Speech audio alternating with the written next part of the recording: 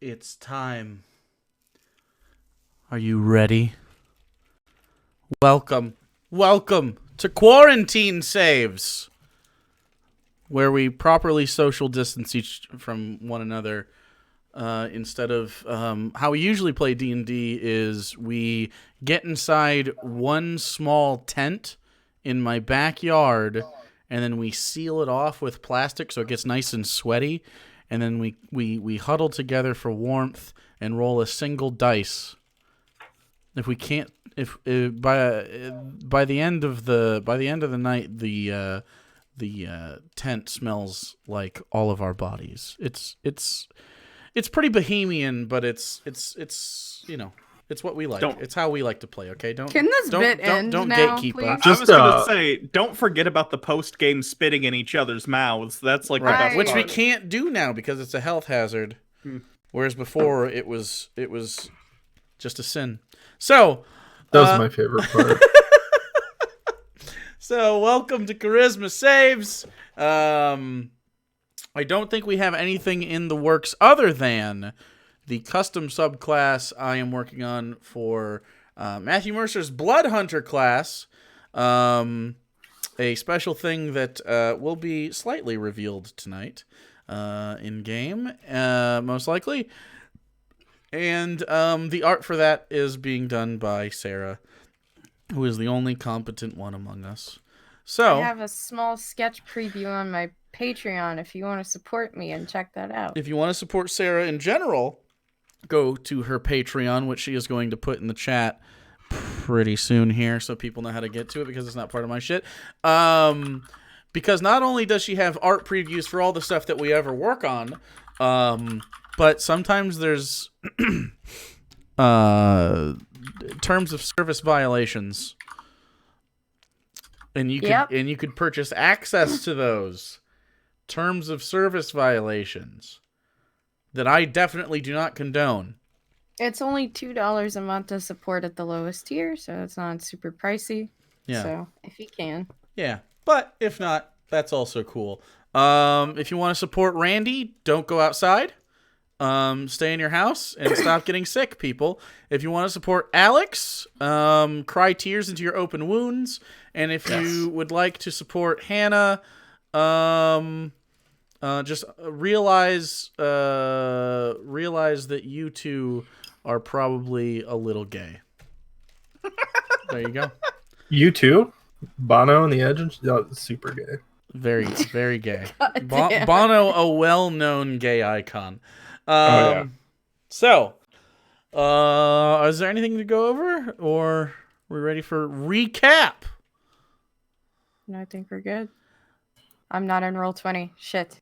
You should be in Roll20. Oof. That's like part Sir, of it. we're Yes, trying to I look like know. professionals. That's You're not what- playing music yet, are you? Because I Nope. don't hear anything. Okay. but I'm Just checking. about to. There we go. I'm here. Okay. So, last we left off, the Keepers of Eight had successfully made a trip to the Shadowfell and the Feywild to retrieve part of the soul of Icilius's lost wife.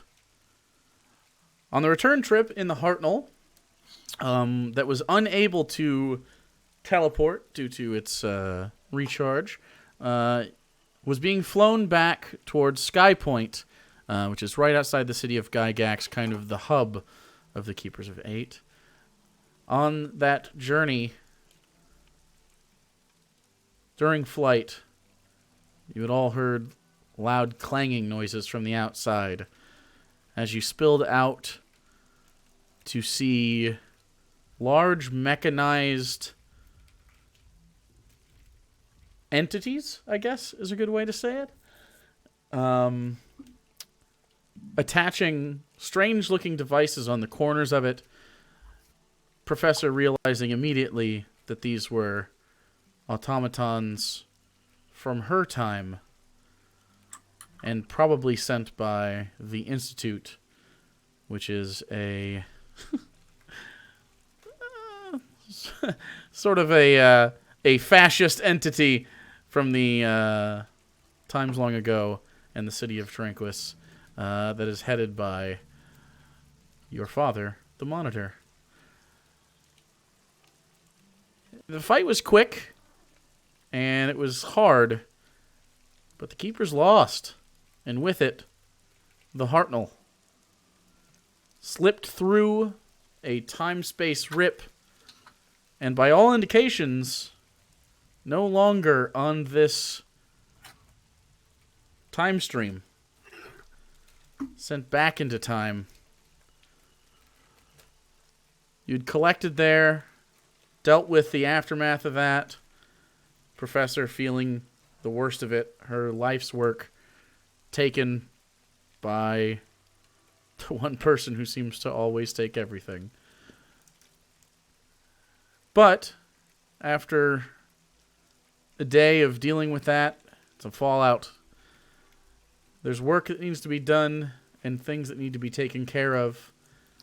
As you all awake in the morning, the next day, in your various spots, this morning it was decided that Icilius would be taking a vow to Elenia to, well, do things that we will discuss shortly. But also, the professor, with the help of Sig, planned on breaking the rules of magic and trying to craft, between the two of them, geniuses in their own right, separately, and formidable together, probably, break the rules of magic and create a 10th level spell in an effort to get a chance to get the Hartnell back. And Avelios, with a little bit of information, is about ready to head off alone into elven lands in search of someone to teach him a way to become more powerful. So, with all that said, we awake in the morning, and everybody had recognized that they were going to be there for Icilius's ceremony. So, which of you wants to go first?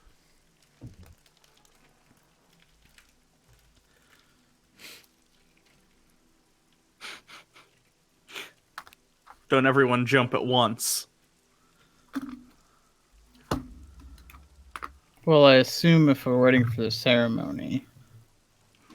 Yeah, you had to travel there because you stayed at home. Yeah.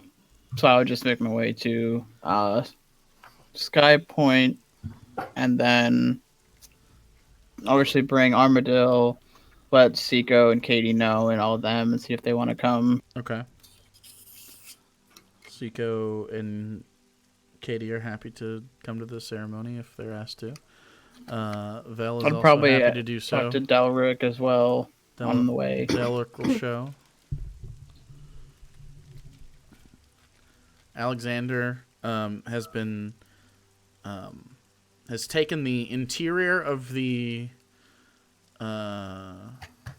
main building of Sky Point and has moved the tables out and created a space where a ceremony can happen out of the rain from this morning. I guess the night before, I probably would have given Icilius the symbol idea. Okay. Because he said he was going to craft it. And I guess I'll wake up at my usual time pretty early, watch the sun rise with my tea, wait for Jordan to get up, and then I'll go join Alexander to help him prepare the space. Okay. When you get in there, Alexander has already been up for several hours and he's already had it prepared. You get in there and there is the fireplace that he has lit. So there's a nice bright fire happening here. He has swept the floors. He has moved the tables to the side. You know, as a a former cleric of Lathander, typically this kind of thing was done in churches, but you can do it. You could do these kinds of ceremonies really anywhere, as long as, typically this would be to a god, as long as there's a tether, but you're actually present, and the pledge is to you. And as you walk in, kind of in the morning, you see him setting up some different candles on these tall posts. They're typically used just to light the area, but he has,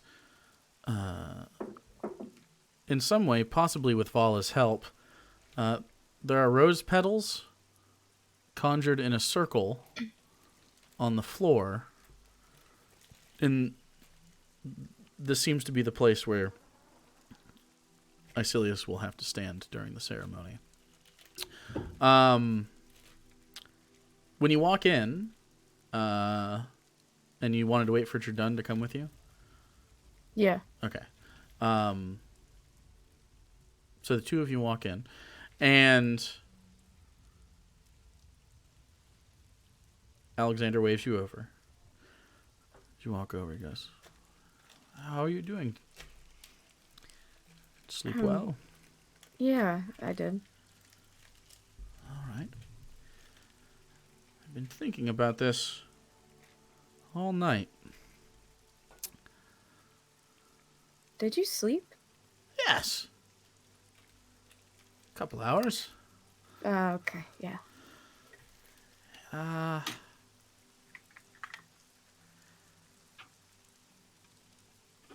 Vala brought this up to me, and she sort of looks over to him.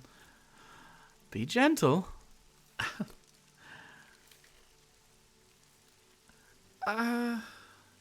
Given your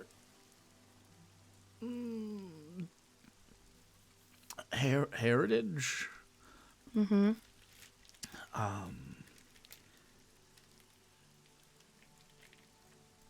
and the fact that your power is drawn from within, and, well, this, when it is complete, will technically make you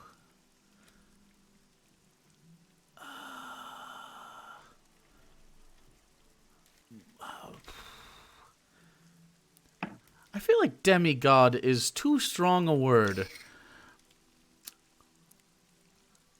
And Jerdun goes, "What?" Well, the way that works here is belief creates power. And, it's not like a king can just have people believe in a message, or a politician and they'll be given magic or something. There has to be a pursuit of strength and magic along the way, and it has to be true, and, well, you're already part celestial. So, yeah. I don't know if anything will happen to you. Well, I mean, it's just one person, so it can't be that crazy, right? Well, Isn't no, it about wouldn't be crazy, having- of course. It would be... I'm just Well, I saying mean- you may... I don't know. I don't know if anything will change at all. I'm just saying it's not... It's not typical. But I don't see why it wouldn't work. You are technically granting him his powers. He is a man who, at this point in time, right now, cannot cast a spell without the aid of an item.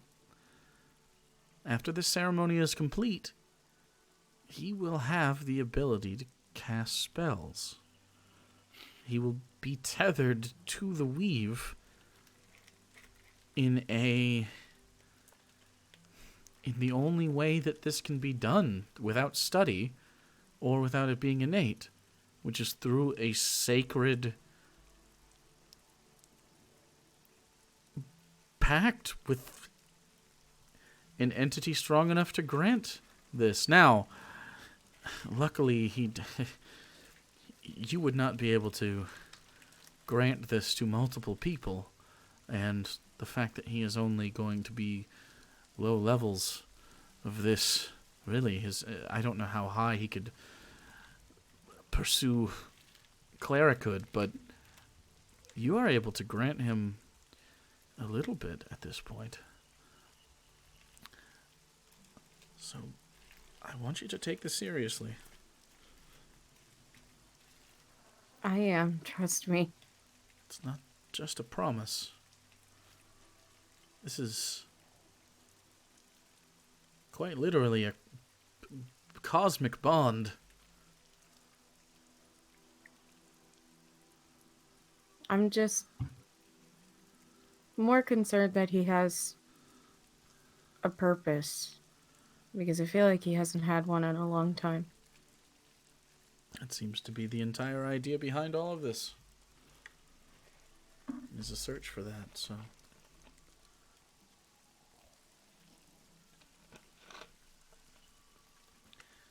Well.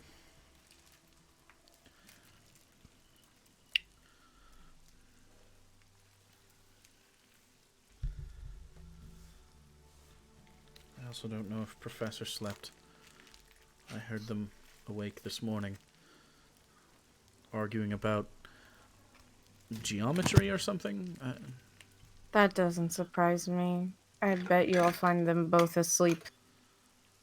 Or maybe not.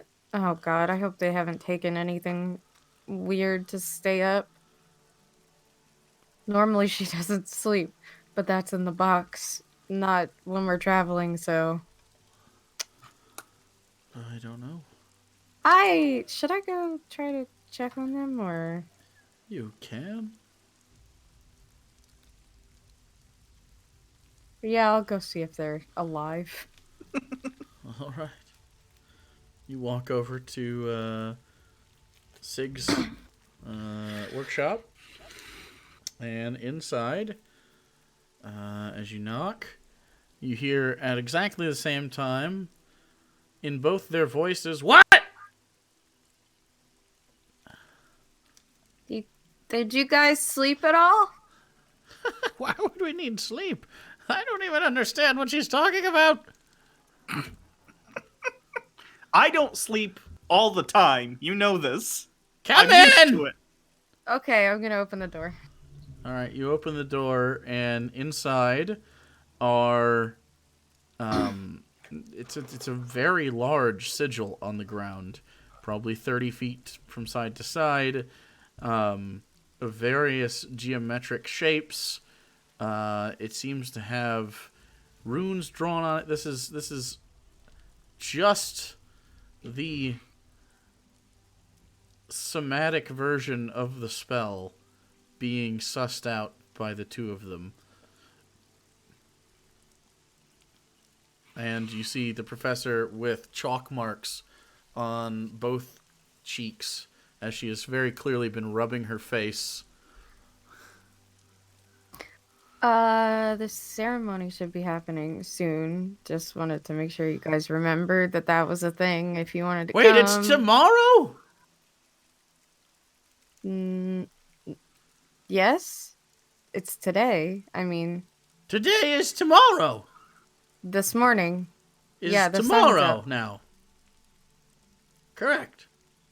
Yes. Looks over to Professor. Oh. It's going to take some time.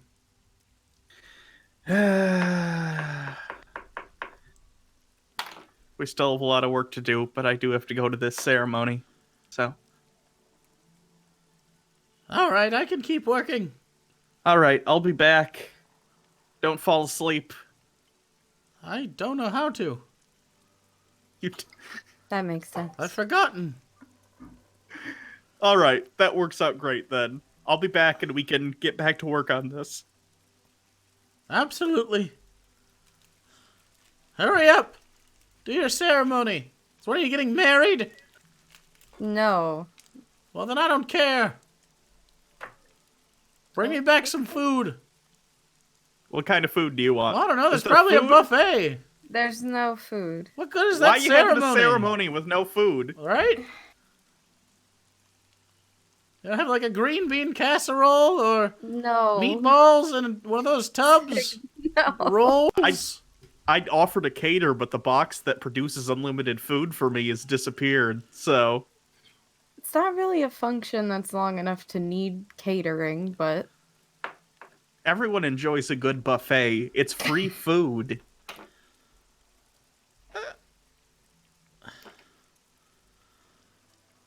alright, well, I'm gonna go back now.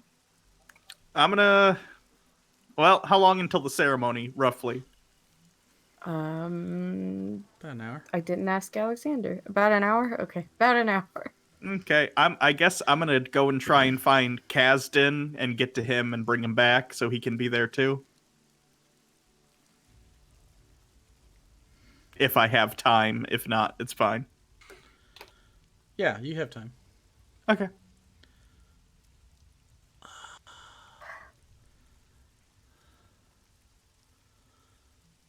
I'm just gonna go back to the keep and ask Alexander if there's anything I need to do in preparation.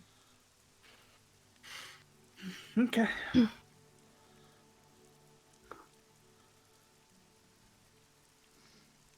All right.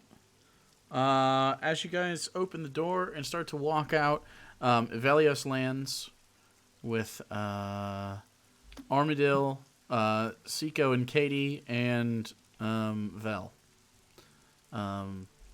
With apparently Delric somewhere down the road.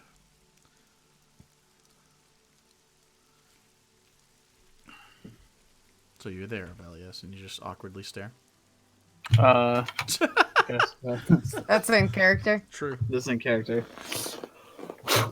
Did we land like outside and everything's inside, or is it all outside? Well, you landed. Would I get there? You landed, and you're seeing Professor and Elenia move outside of Sig's space. Isilius, are you back in the apartment, or were you in Elenia's house? I was back at the apartment. Okay. So at this point, you're about to basically have to leave soon. Yep. I'll just. Good. I'm just gonna take the holy symbol, wrap it in some thin cloth, and put it in a pocket before I head out. Okay.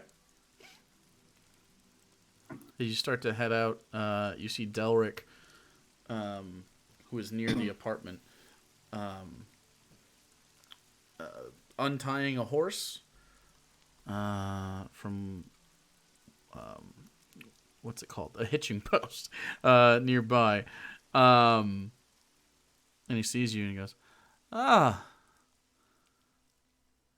need a ride? Sure. It's a bit rainy out today. Yeah, a little bit. Well, I can, we could borrow one of these horses if you'd like. Yeah, absolutely. Let's do it. Sort of help you with one of the horses. And so, this ceremony, Yeah. you becoming a... What are you trying to do? Become a cleric to Elenia. I didn't know it worked like that. Well, we're gonna find out, I suppose. Well, you're one of the ones I know the least from this group, but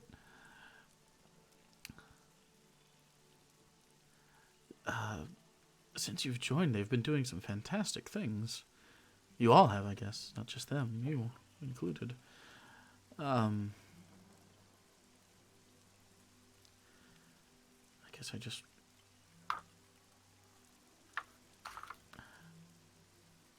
I think this is the right move. I think this is this is good. I know we don't know each other incredibly well, but they've protected these people for some time, and you're part of that. I guess. Thank you. Yeah. No, don't mention it. It's the least I can do. Well, I guess your least is some people's most, I suppose. Well, let's get going. Just loads up in. All right. All right. After a little bit, you're able to grab Kasdan.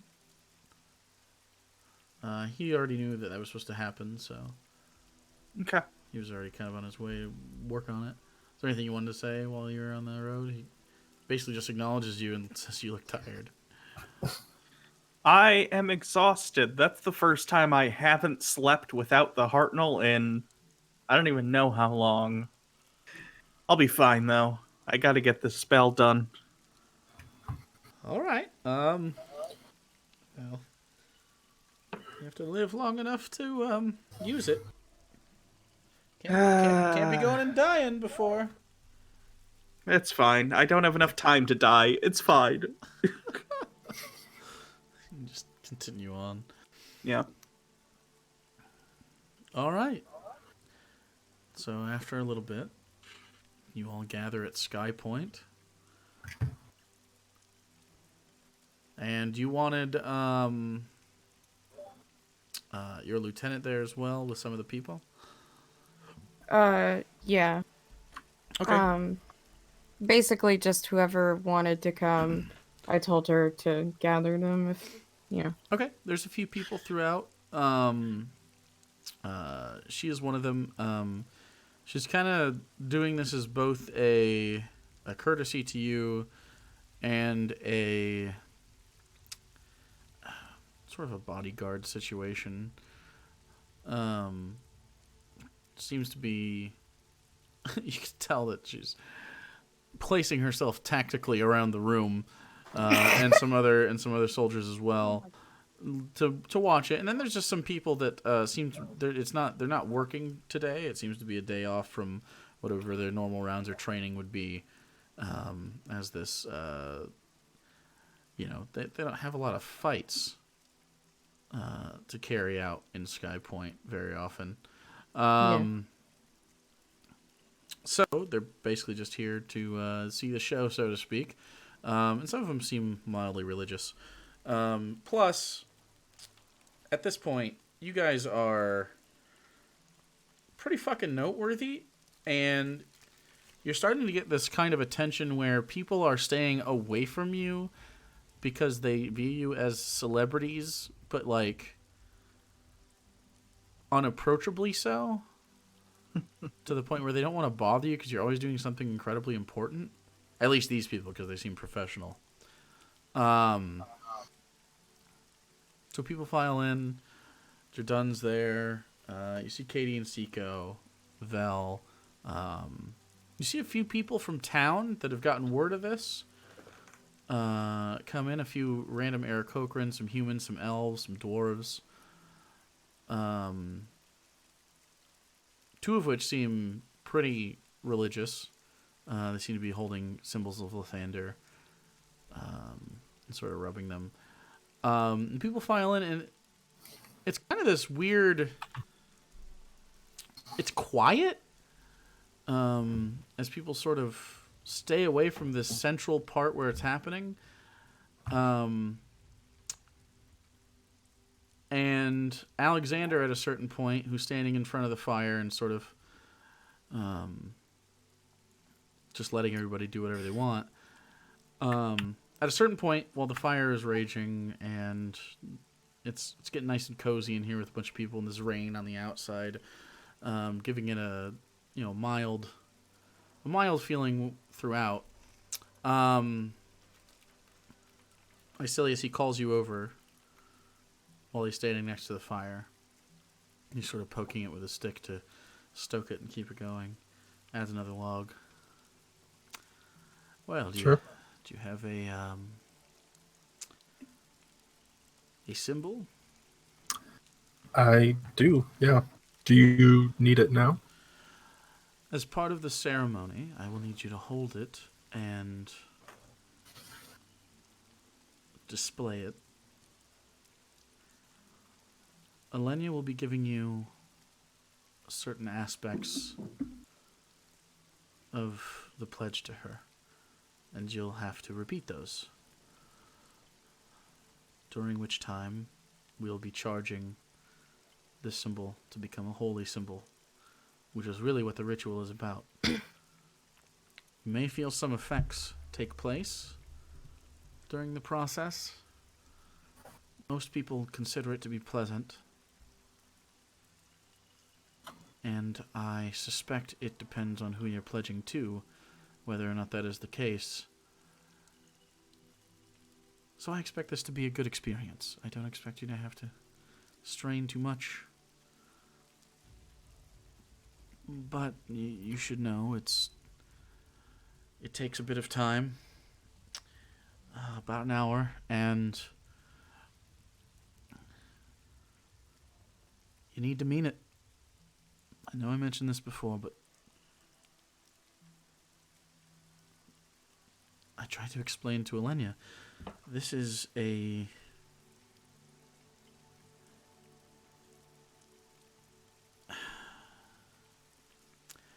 To call it a bond is almost not strong enough. It's a chain between you and her and the cosmic powers that bind all living things. And when you take this pledge, you may have to make some changes to reflect the pledge you take. It may not be up to her the way the cosmos works and the weave works. If take this very seriously, you could be stripped of all you gain. Sure. And also, she's my daughter.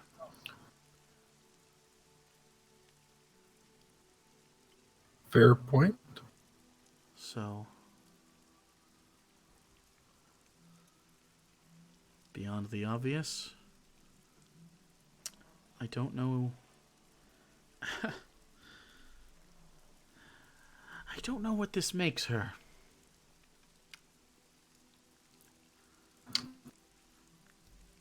Shh. She will have a church of one after today. And I don't know what that does. So, be responsible. Anyways, I say we begin. Sure. Everyone, please gather. As you all sort of gather in. He lights some of the extra candles. And they glow a bright white heat. Isilius Connor, what is your intention today?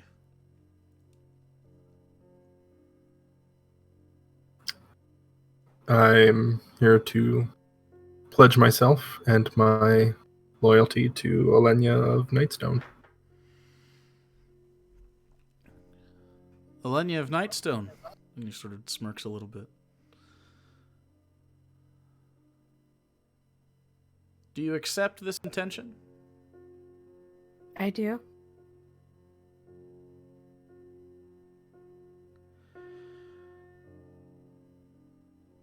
Please, Isilius, stand in the center of the circle, and there's a rose petal circle on the ground. And you make sure to step over the petals and into the center.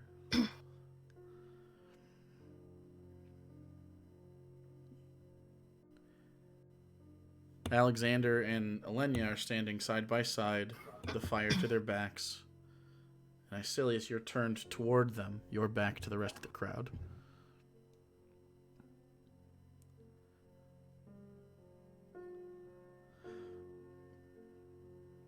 Alenia of Nightstone is a champion of the people of this world.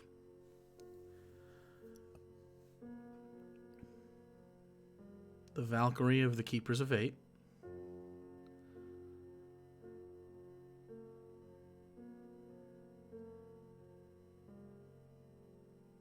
And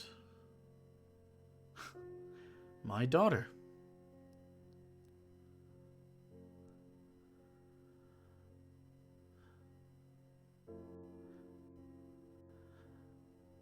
Alenia, please summon your Solarion. Hold out my hand and summon it by my side. Shows up, glowing a little brighter than usual.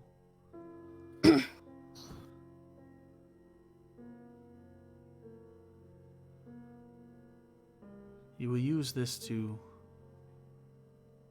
consecrate the words.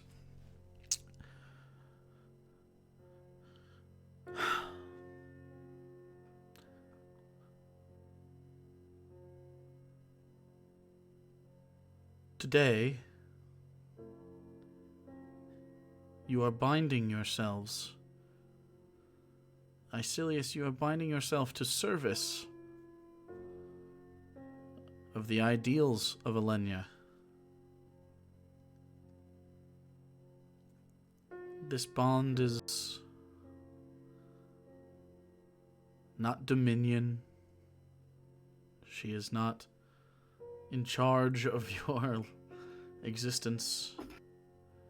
This bond is about trust.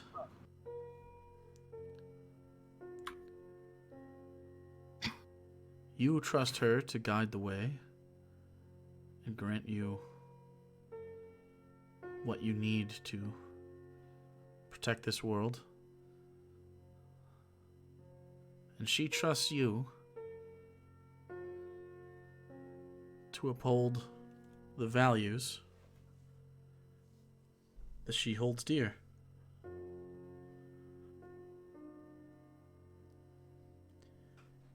He takes some powdered silver out of his hands and he starts walking in a circle and sprinkling it on the roses and the rose petals in a circle as he walks by. He does so silently as you guys just watch. And as he finishes, as the silver powder drops down and creates that circle, the petals begin to float and rise and flutter like almost like they're perpetually falling, almost like cherry blossoms suspended in a circle around you.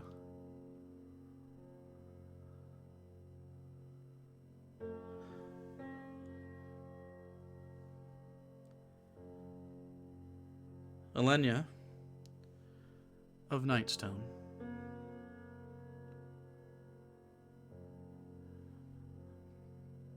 Please deliver the first of your code. Icilius, please repeat after her. So just after every period, basically, with the pause. The first of the code is light. Be the sun shining through a storm.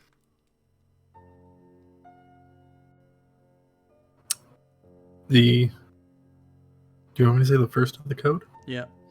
Is light. Be the sun Be shining. the sun shining through the storm. Your presence should inspire hope and bravery into the hearts and minds around you. My presence should inspire hope and bravery into the hearts and minds around me. Bring warmth and mercy where you lead. I will bring warmth and mercy where I lead. And at this, the petals start to light up and sparkle. And they almost look like rose petals carved out of diamond as they shine brightly. Almost doing a sort of prismatic effect as they pass in front of the firelight and the candlelight behind them. The light on the crowd begins to shine in beams of this pink and red and gold throughout. And then you hold up your holy symbol, and it begins to slightly glow. And what is that holy symbol?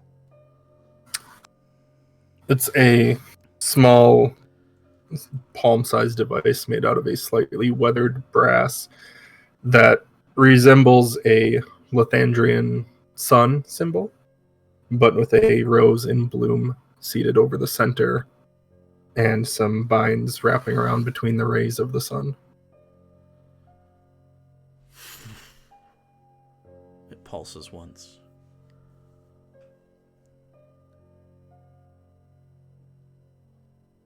Well, Alexander, please recite the second pledge. The second is growth. The second is growth. Vines might be cut. That's a I'll comma. pause because it's a long one. Yeah. Vines might be cut, but pruning only leads to new growth. Vines might be cut, but pruning only leads to new growth. Let your failures inspire you to do better. I will let my failures inspire me to do better. And you should never stop striving to improve. And I will never stop striving to improve. As this happens in between the diamond-like rose petals floating around you in a cylinder, you see small strands of green tether like a web in between these petals, further encasing you in this ritual. The symbol again pulses, and you can feel a deep in your chest. It's not in your heart, it's just in the center of your mass. This warm hug of light.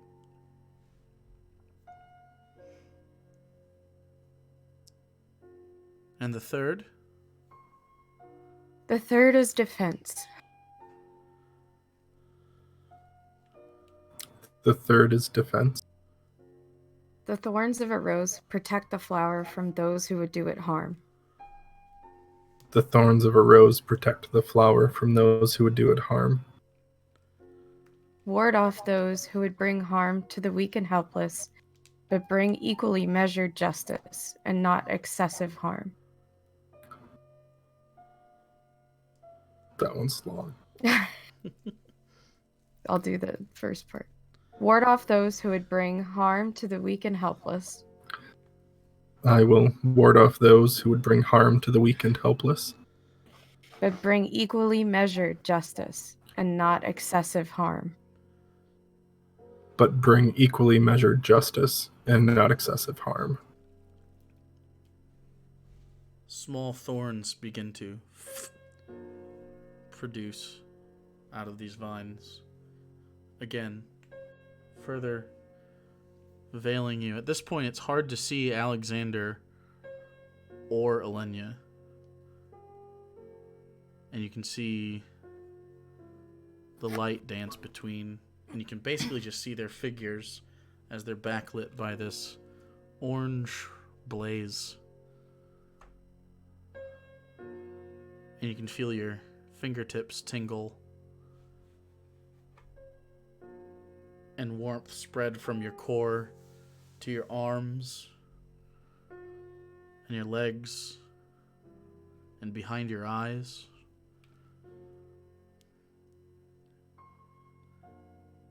And the final. The final ideal is love. The final ideal is love. Never forget those who inspire you to fight. I will never forget those who inspire me to fight. Let your compassion for others be what fuels you. I will let my compassion for others be what fuels me. Keep your loved ones close I will keep my loved ones close and honor the memory of those who are gone. and honor the memory of those who are gone. And at this, as the growth expands and you lose sight of Alenia and you lose sight of Alexander, and all around you is just this rose-colored light and these green vines.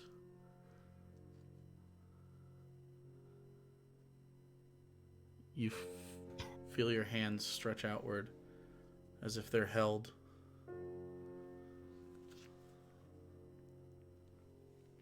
And in front of you, just without being there and being there at the same time, almost like looking through and past, you see Julia's face as she just smiles, and a tear falls down her cheek, a happy tear, one she can't hold back. And you feel yourself doing the same as warm streaks roll down your face.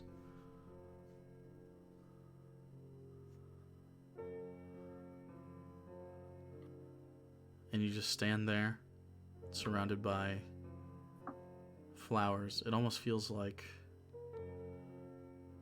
Oh, strangely, it feels similar to your wedding day.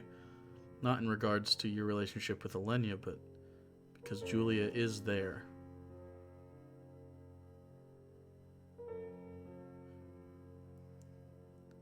Alenia, please step through. I'll step through. You take a step through, and you see there for just a second a sort of light outline of a female figure holding his hands. And in the center of his hands, cupped, is the holy symbol. And it starts to fall away as the petals start to fall down.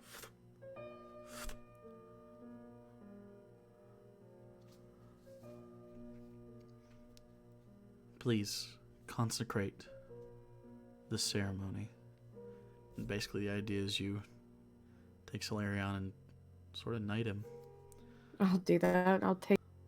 Extend the end of Solarion and put it over one shoulder. And then tap that shoulder, and then to the next. And as you tap the second shoulder, the whole room ignites with this white, yellow light. And the rose petals explode outward and up to the ceiling, and then begin to float down gently.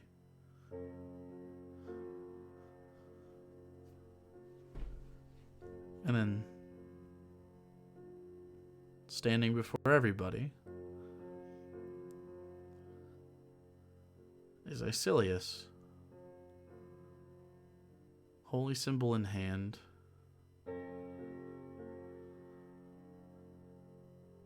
And for a brief moment, a little shimmer of outline, like he's radiating light himself. Icilius, you've now gained 2 levels of cleric. And with that, the ceremony is over, and Alexander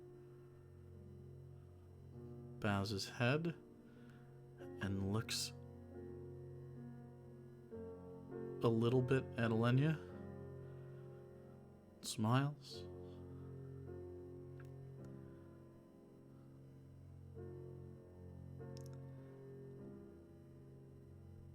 Today is the first day of this pledge. Here's to many more. And people in the crowd sort of give a light clap.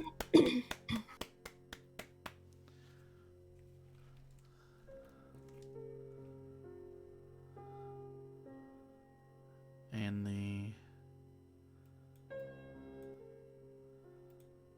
rain and the noise of that comes back. And the ceremony is done.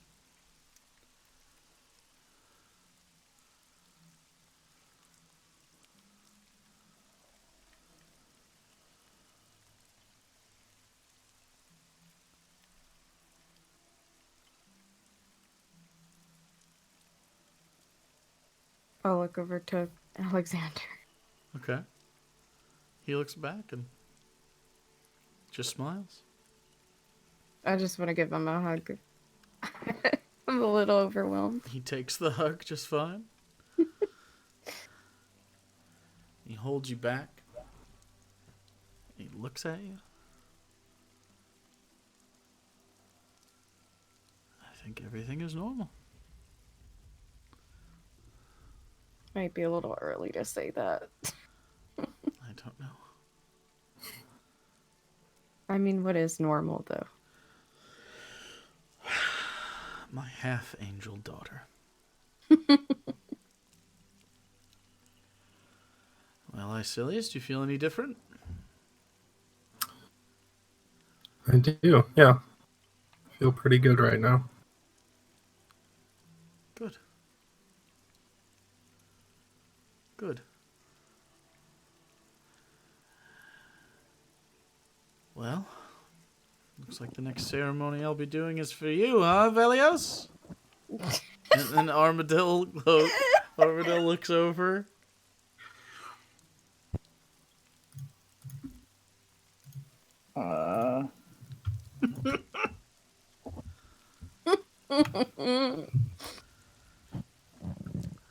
Just gonna start awkwardly laughing. Jesus Christ. Oh. Seiko and Katie, specifically Katie, goes, "Oh, really?"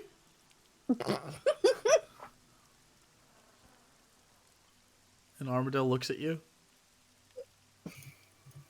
Are you guys actually, you know?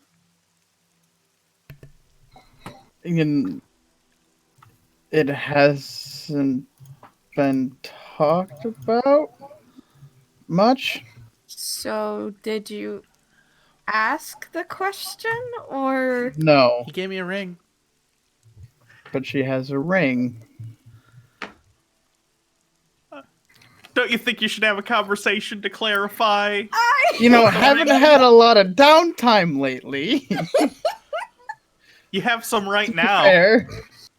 You could have talked about it like last night or today. Honestly, just kind of throwing a ring at her and waiting for it to happen. Super on brand. True. But is he waiting for it to happen? Or did he just... Jardun sort of speaks up like, yeah, I feel like you're not going to make it special, or... Hey, buddy, I'm just here. I will be your best man. I don't have to be, but I'm just saying I would love to if you want me to be. But I understand if you pick Seiko. Seiko goes, yeah, I'll be your best man too. I'm fine with that. Katie's like, I'm maid of honor. Maid of honor. Absolutely. Shouldn't you guys leave that to them to decide? Yeah, you're probably Peer right. pressure. You're probably right.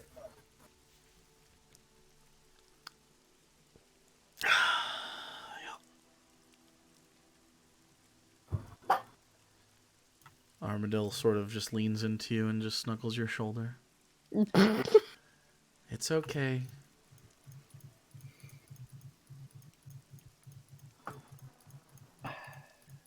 I'll put my arm around her, and just be like, and just kind of like hold her closer, real tight.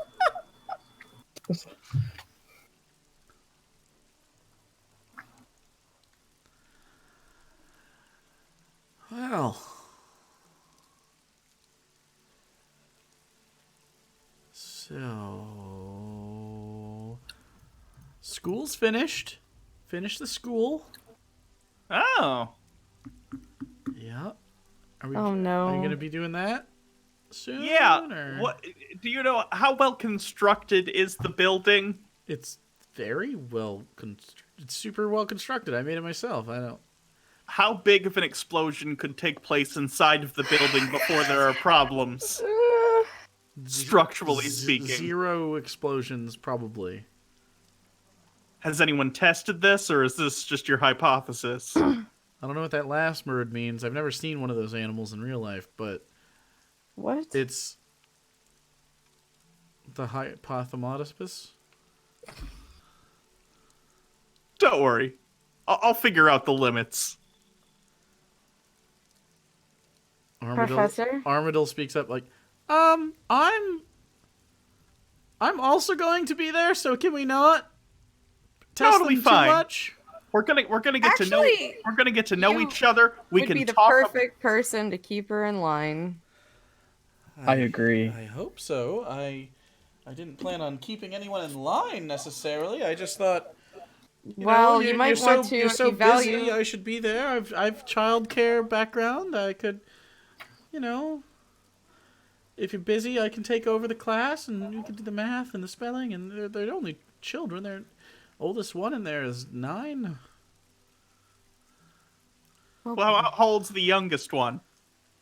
6. That's perfect age. Perfect age for what I have in mind. Oh, That doesn't sound good at all. That's a ripe age for learning very What important did you things. have in mind?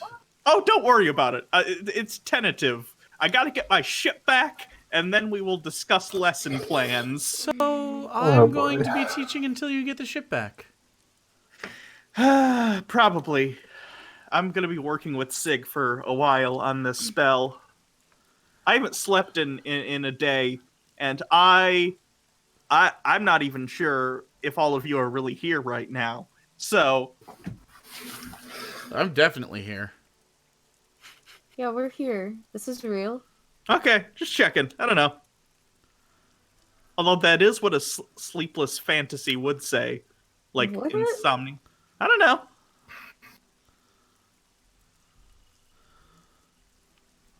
You should probably go get some sleep. Sleep is for the weak. I have groundbreaking magic to work on. Aren't you worried that if you do that while you're deliriously tired, you'll screw something up and tear the fabric of reality? I was literally about to say that. Those exact things, yes. The best discoveries I've ever made involve tearing the fabric of reality. Oh, you're bound to her, and now you're stealing each other's sentences. Arguably, tearing the fabric That's of reality spooky. is what I'm trying to do here. That's the goal. But in a very precise, controlled way. It's kind of a crapshoot. You ever just Yeah, throw not spaghetti just- at a wall to see if I it would I've sticks? never done that, no. I would say precise and controlled are 2 words I would never use to describe the professor ever. Yeah, I was hoping for a lot there, wasn't I? It's controlled in the same way demolishing a building is controlled. Yeah, but a lot of stuff's still gonna break. Oh boy. It's fine. The universe is already ending. What's the worst that I can do? End it sooner? It's fine. Yes. At least, apparently, in the current way it's ending, it starts again. Maybe. But if you break it, that might just be it. That's the lack of next universe's problem. How can it? I don't know enough about universes to argue with that. Well, there we go. Armadillo leans into you and just whispers, "Wow, she's really good at arguing." Yeah. Oh no! Don't idolize it. Well, Professor, what would you like the first lessons to be? Don't give her that much power. She's literally in charge. She has all the power. Can you say that again? That's my favorite Don't. sentence. Don't repeat it. Please, no. She's literally in charge. She has all the power. Fantastic. Thank you. I needed that. Well, tell you what. Why don't you think about the lesson that you want them to learn over the next... Just give me a few weeks or so to prep, just in case you guys are busy. And worst case scenario, they'll be slightly prepped. Okay. We're dealing with the basics of math and reading comprehension and writing and how to socialize with one another. So there'll be some social studies and... Oh, I'm very good at that. I can teach them Well, no, you can't give alcohol to children, so that doesn't help. Well, What? Don't worry about it. It'll be fine. You'll be there to supervise or whatever. you're I'm not about to going- Make me have to get. Ugh. Have to do something if this continues. No, it's fine. I won't. I guarantee you, nothing will happen to these children that I don't already have in a plan. It's all good. That could also mean killing them or blowing them up or Why would I blow up disintegrating children? them or Why would I blow up making them children? make bombs or using them as some sort of factory to produce weird things for you. I will write Live a lesson. bait to catch Yeah, large monsters. That's definitely also a thing she would do. A lot of monsters like dead bait, so that's not even fair. Testing the tensile strength of certain armors. Seeing what the effects of different spells might be. That's a good one. No. Oh no. Either way, I've I'll just- write a lesson. Basilius, you just took your oath, but I'm starting to feel. I seem to remember a certain room that only allowed good people in, only allowed evil in, or it didn't allow good people, and you and I. You are hinging a lot. Like this room is doing a lot of weight. Like carrying. You- I mean, You're this- trusting the character assessment of a necromancer. No, The I'm character trusting. assessment I'm trusting. of a doorway in a necromancer's hideout. It was a fabulous door. It was a fantastic door.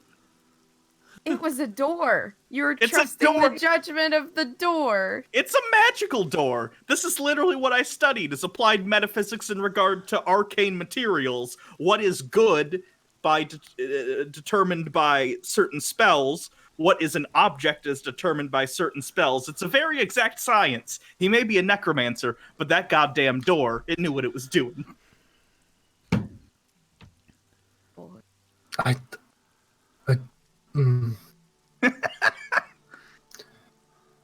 I don't think that's how morality works. I think you could change too. You know, you could be good and then you kill a child and now you're not good anymore. What is with all this child murder talk? I've never killed a child. Why do you say it with emphasis like Well, that? there was that that Tyrannosaurus Rex.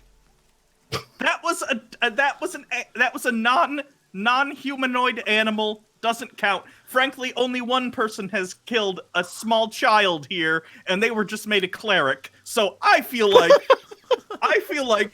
there are, The point is that he's going to do better. and I'm going to teach these children amazing things. That doesn't sound like you're going to do better. Why not? You know what? You're just anti-education. I get it. You're a fan of horses. You don't want people to do better and raise children to develop new modes of transportation that don't poop. Honestly, if it leads to everyone being like you and your father, no. Don't compare me to him. I'm not evil. I'm precocious. Precocious. That's such a loaded sentence.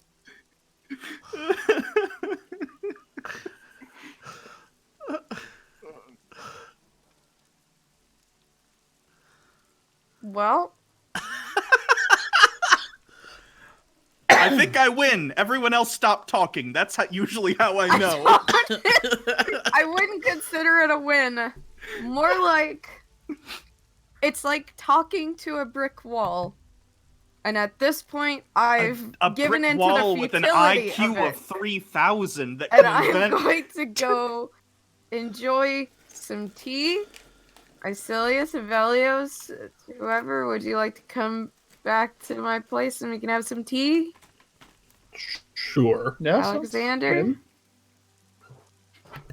Sure. Can I come? I actually would like a break from the spell making for a bit. Oh god, yeah, I guess you can. It's fine. Moratorium on lesson plan talk. I can see that that's something I'll do on the DL, not mention it to anyone, and on the first day of school, what happens will happen. It'll be fine.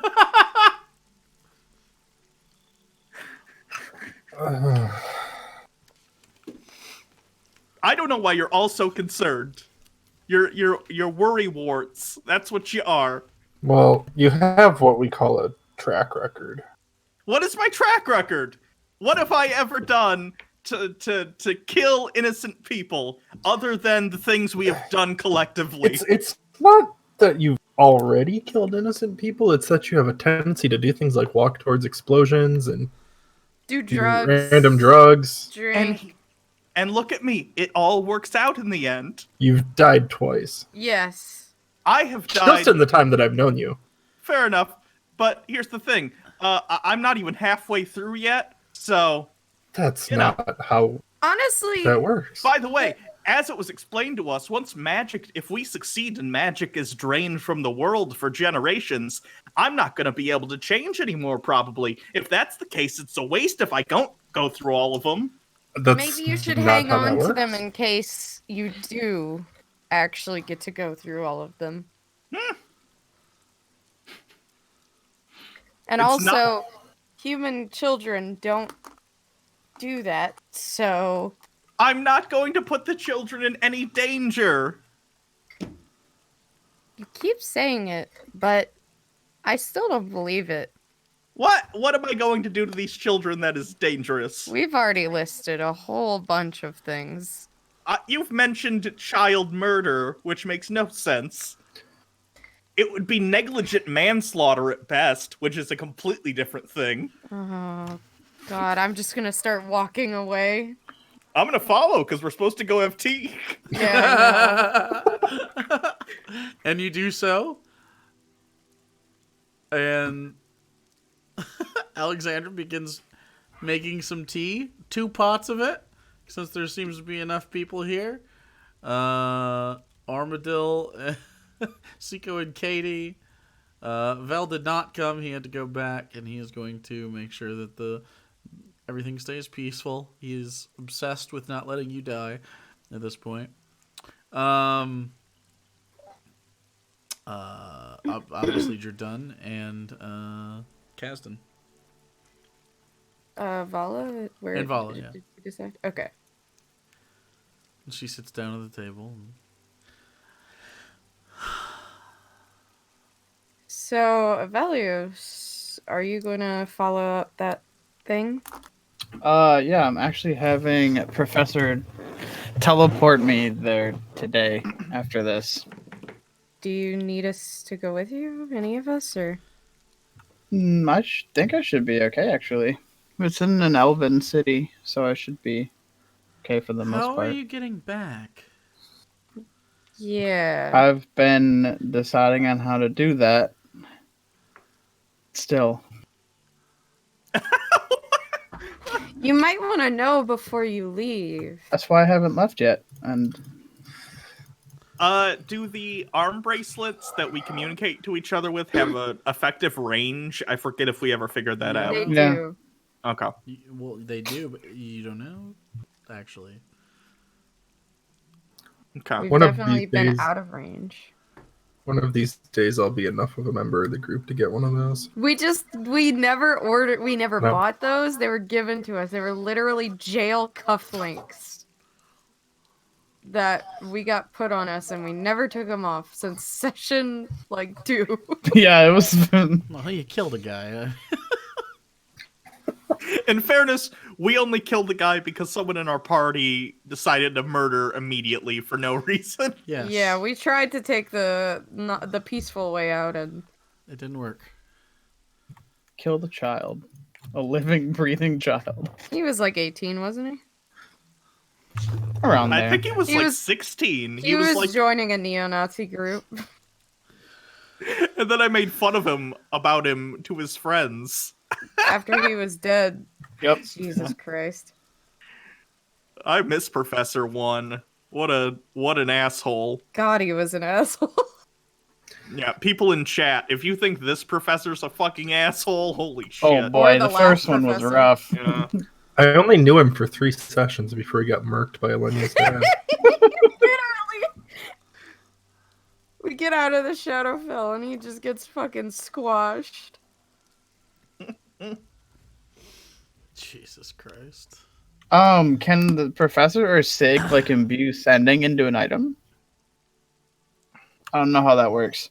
I could probably make a sending scroll. I know I've made scrolls before, but it would take hours and hours. Well, you can reply when someone casts it at you. Yeah, that I Oh. know, but how will I know? Do you want me to just periodically check in with you with sending? I can do that. Yeah, that's what I was thinking too. We could do that, or Okay. Is It's the like- idea that Professor's gonna go back to get you? I assume. yeah, I have an item from there, so as long as she holds on to it, she should just be able to.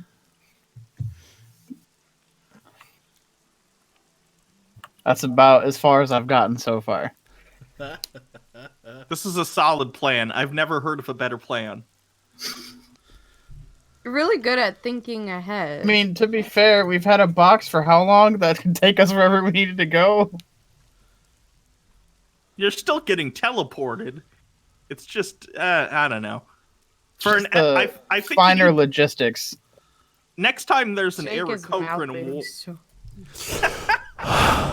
It's just I keep hearing it in the background of I was doing something. Keep talking. I was gonna say, next time there's an Eric Cochran war, make sure you surround yourself with really good strategy people, because No, you're Oh, probably right. God. not your forte, nor is speech writing or Or commitment to your maybe fiance.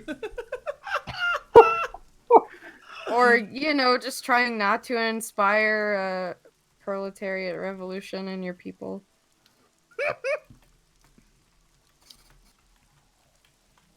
I'm trying my best with what I've been given. To be fair. You do know that if you need help, you can come to us, right? And I have almost every single time. There are some times I think you could have maybe had some ideas people to bounce things off of. Ideas, people.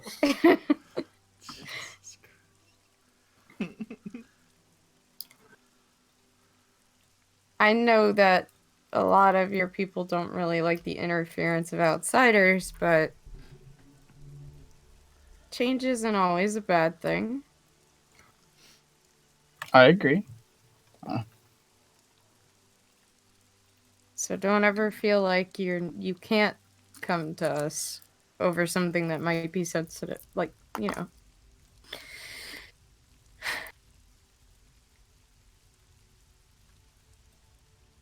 We can be your advisors. I would not hate that idea. It would help a lot. Usually, you get a lot more training at this when the right circumstances happen. So kind of as blind as I wish I wasn't. Which is why I'm telling you, you don't have to do it alone. I've been trying not to, but there are some things I feel like I just have to do on my own. So solitary.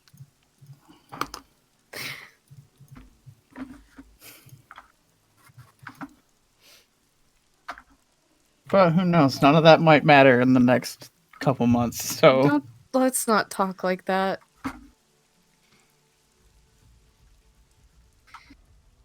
I know it's a little hard to not feel that way, but the only thing we have to keep us going right now is hope that we can. So if we lose that, then why are we still going?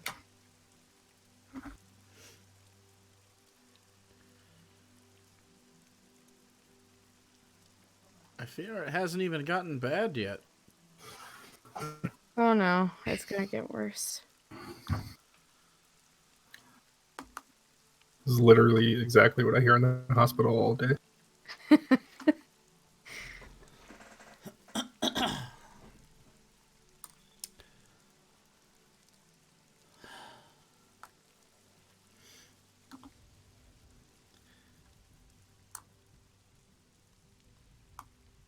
Well, we gonna send this bird on his way or what?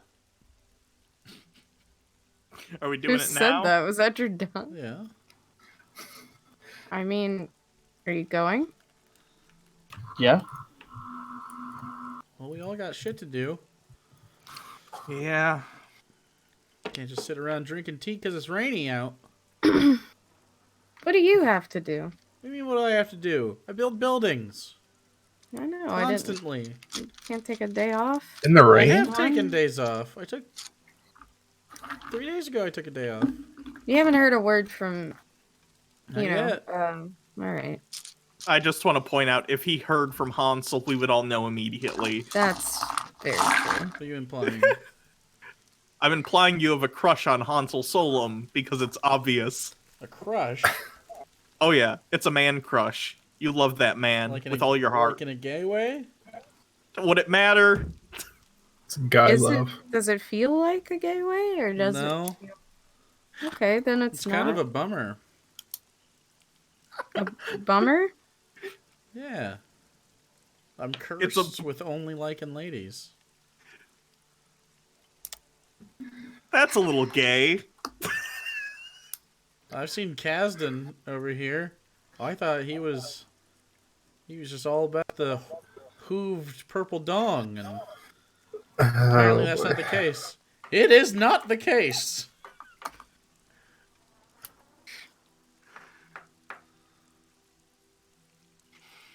I mean, there's nothing wrong with just liking one thing, you know. I say it was wrong. I know, but I mean, like, you act You're like hurt. you're disappointed. Yeah, it's kind of like, you know, some people can't eat cheese. It's like that. Cheese is great. So, are you saying you want to? No? Usually, the people who can't eat cheese will eat it anyway. Well, yeah, I don't know. Peanuts then. Peanut allergy. I don't know.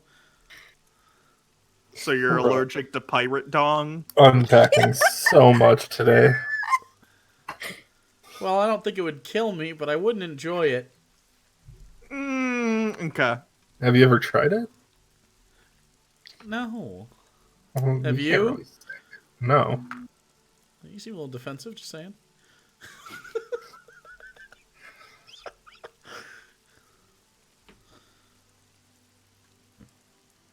I've never tried pirate. Is that the end of the sentence? Just pirate? Yes. Okay. Technically, I just want to No. point... Kasdan, Not technically. You're not a pirate. I was just gonna say, You're not. We fly around in a ship. No. It happens to be a No, space-time you ship. don't get to be a pirate for And no we reason. steal things from people we murder. That's not how it works. No! That is not what we do. You are not a pirate. We have literally gone into people's homes and killed. I mean, they're bad people, but we do kill them and steal their stuff. You That's did not loot what the pirates necromancer's do. lair. That's a little piratey. It isn't. It isn't piratey. Well, I'm gonna get a pirate hat anyway, and I think you'll enjoy it. So don't worry about it. Oh, no. boy. Well, like I said, I've never tried pirate until I have. Can you guys go get a room or something? Don't need one. Rooms are just walls. Also, I think it got stolen. Walls that other people would like to be there, even if you wouldn't. Well, then I don't suggest going into the North Fields over here.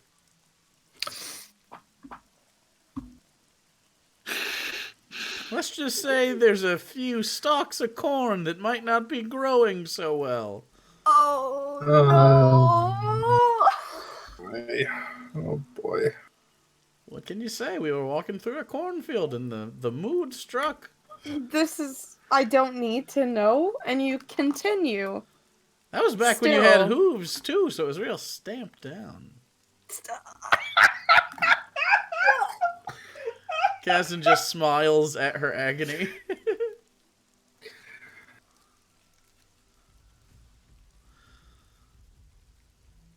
Huh. Okay, I have a spell to work on. Avelios, I think it's time to send you away. Yeah, I don't wanna. Do you have the object that I can focus on? I do, and I'll give him the ring that Dara gave me. Okay. Okay, take it. Anything you need to say to anyone before I do this? I'll just yeah. tell everyone bye, let Armadale know that I love her, and give her a kiss. A peck. God damn it. I quit. When you say I love you, Jordan and Katie go, "Aww." They're really rooting for you here. Yeah, and if you would like to, you can set up teleportation.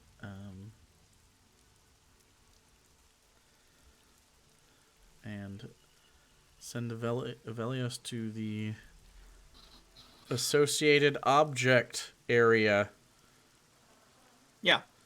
I shall do that. So, teleport with associated object. Oh. There you go. It's on target. You don't know. You don't even have to roll for that. Although you can if you'd like to see what would happen if you didn't have the associated object. Always Yeah. fun. Where in the middle of nowhere would you send him? Well, you don't know where 91, so it would have been on go. target. Yeah, not bad. So you don't know where the on target necessarily is. You just know it's somewhere within Voladar. Okay. So as this happens, Professor draws the rune in the air, says the words. And are you just going to do it in Elenia's house here? Just floop them out? Okay. Yeah. And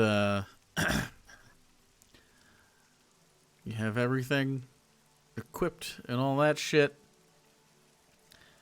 And you feel this faint sort of the same sort of feeling you get when you go down a hill too fast in your car or a roller coaster, that little empty stomach feeling, and then you're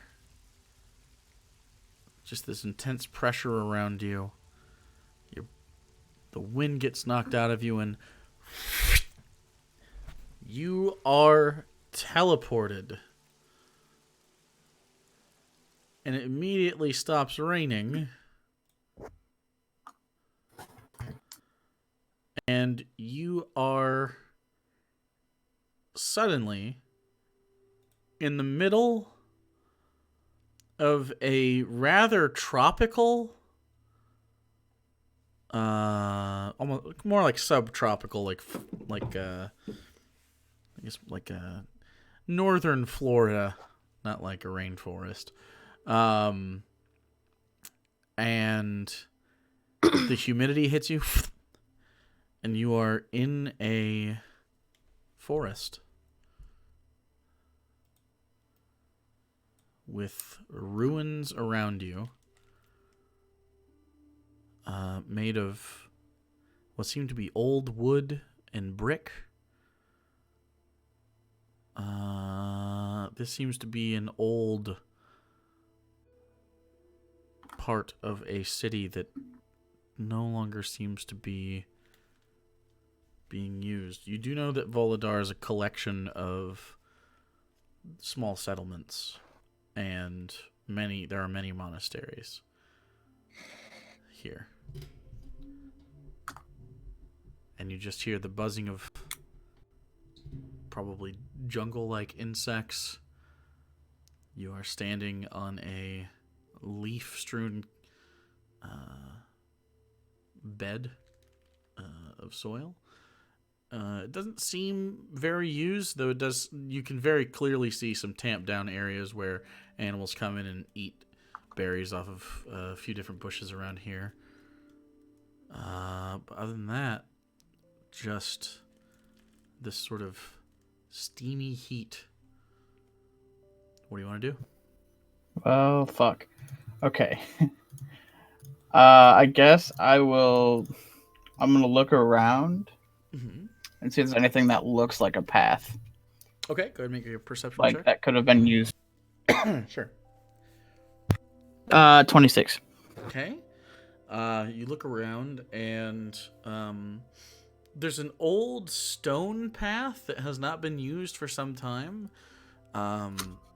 but it travels west out of this small space. You're not far from the edge of this, and it actually seems that where you're standing is an old building. You can see the outline of the foundation of the building that you're standing in, and you can see what looks to be probably an old fireplace area or something. It doesn't look like it's been used in some time. It seems like maybe the ring was crafted here. This could be maybe a forge.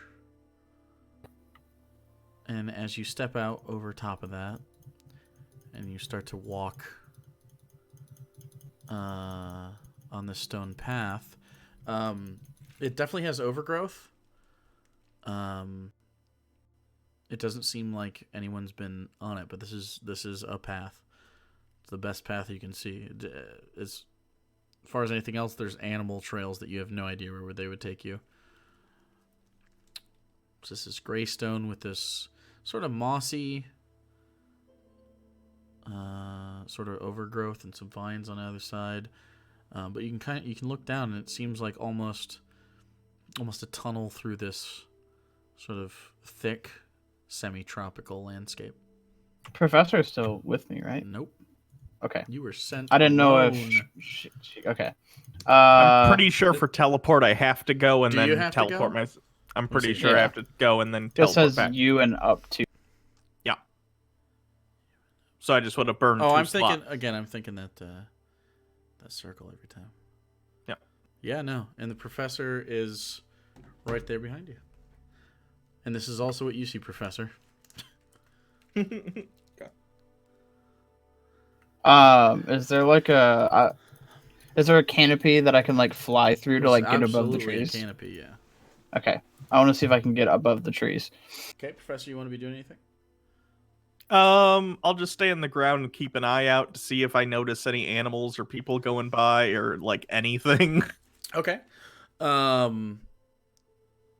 As you fly up, you do not have to make a perception check, because you see this in the distance, and actually you realize that there are large tropical mountains, and you're sort of in this valley. As you see this kind of far off, this roughly the same color as it passes through the sort of steam and the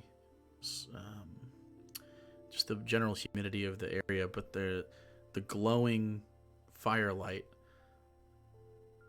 of structures beyond. It's probably about a mile away at this point. Okay. I'll let Professor know that I have found an area that I can go to and that she can leave. Unless she wants to stay with me until I get there.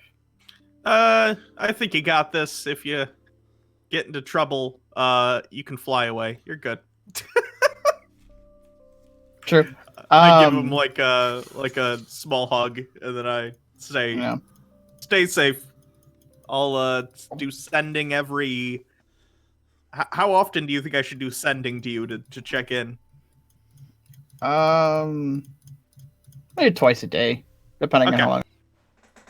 All right. Let's say like at noon ish, and like later in the evening, like 8 or something like that. Yeah, I'm good with that. All right. Don't get killed, and then I cast teleport and soup away. And you are left alone. I will start making my way towards the buildings. Are you flying? I'll probably fly for a bit, and then when I get within like Like to the probably a walkway? quarter of a mile or something, yeah. Okay. As you fly forward and make your way to the walkway, you land down on much the same kind of stone, though taken care of and swept. These pillars of firelight on the top stand about 10 feet tall, and you just saunter in. And as you do so, you do notice some people on the walkway that spans across between the larger building on the left and a cluster of buildings on the right. You see some people walking along those. Go and roll a perception check.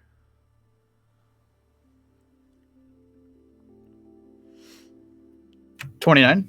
Okay, you see very clearly several wood elves of all genders, all with their heads shaved, many of which wear sleeveless black robes or tank tops, you think, with wide-based, sort of like think Aladdin style bottoms, where they kind of come to the mid-shin, also in black, and they seem to be wearing these flat shoes.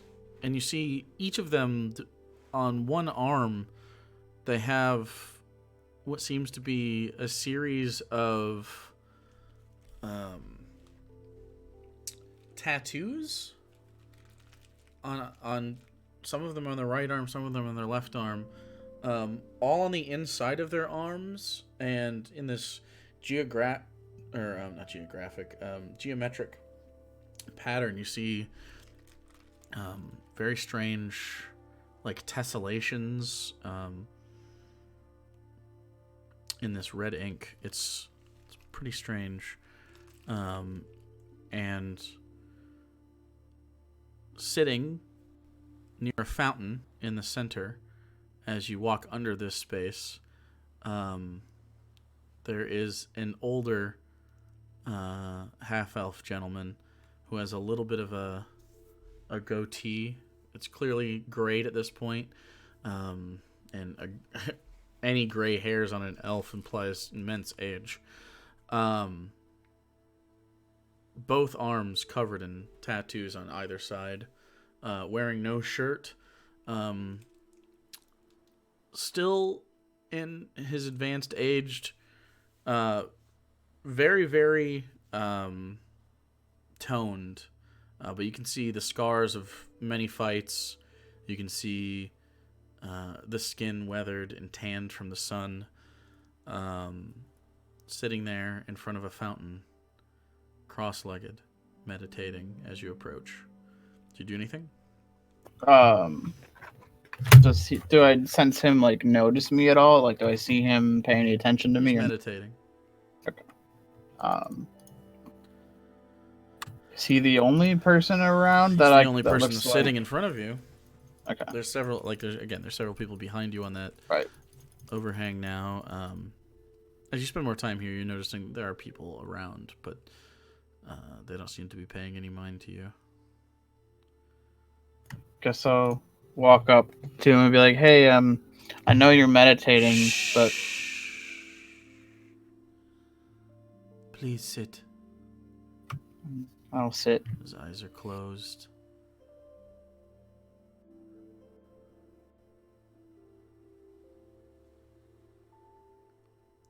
He opens them, and you see they're just white. There's nothing there. He can't see.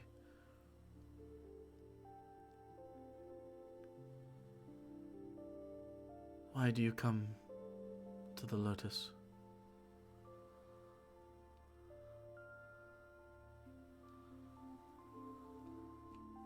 I was told by No.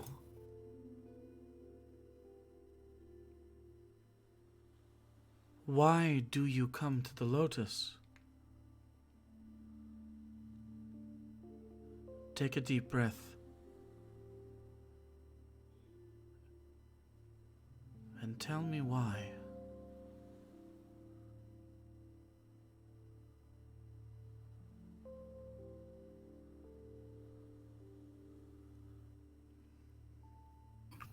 to sacrifice everything I know in order to keep the people that I care about safe.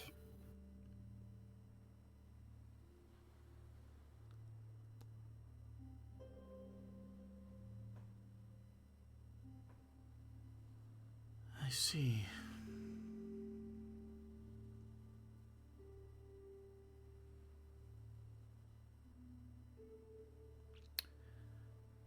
Your weapons and armor, you will not need them. Leave them here at the fountain.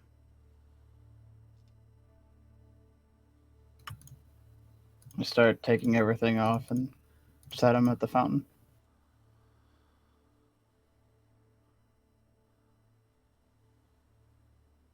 He stands up.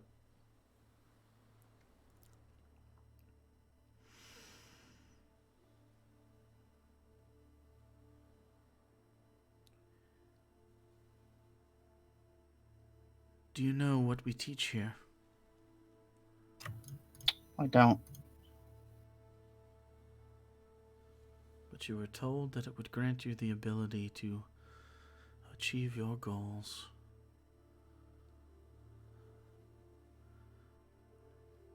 Here we listen to the heartbeat of the world.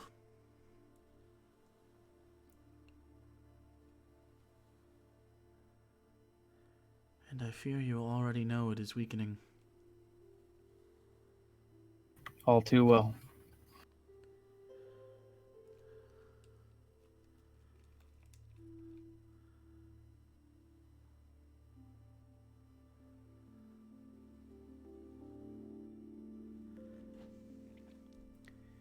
If you want this, it will change you forever.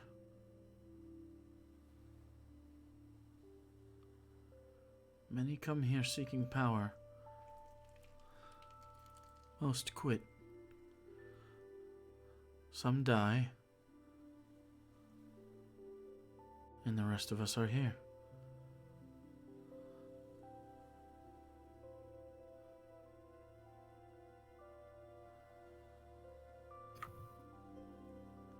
The lotus is known for a specific discipline.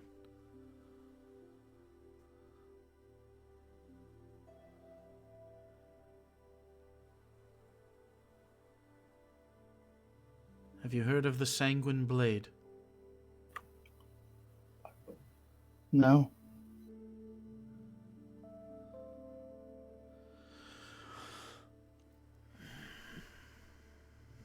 Well,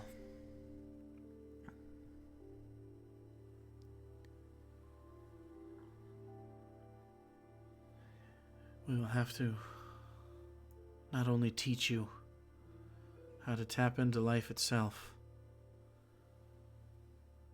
but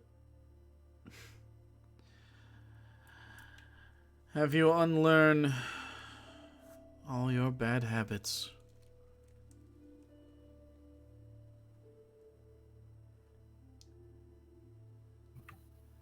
Whatever it takes.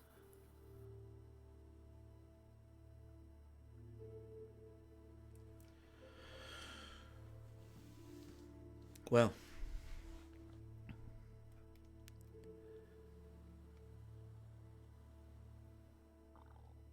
whatever it takes. Drink from the water. And I do so. There's a small ladle.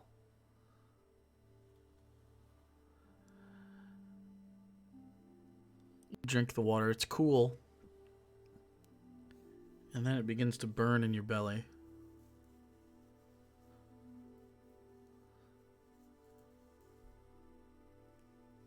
And it becomes hot. And it starts to become unbearable. I need you to roll a Constitution save.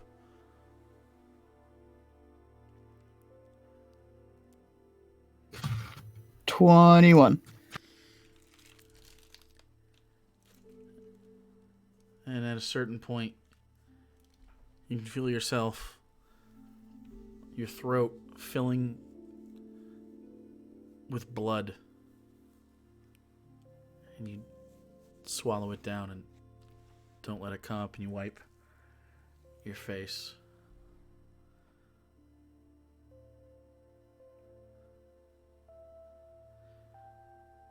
This is the first step. You cannot fight it. You must purge. You must allow it to cleanse you of the person you were. Drink again. I drink again. And you feel that familiar rumbling, and this time it's even worse. Roll a Constitution save with disadvantage.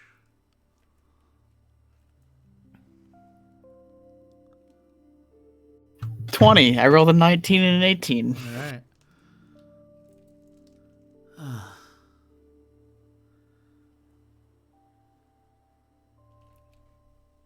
Your strength is good.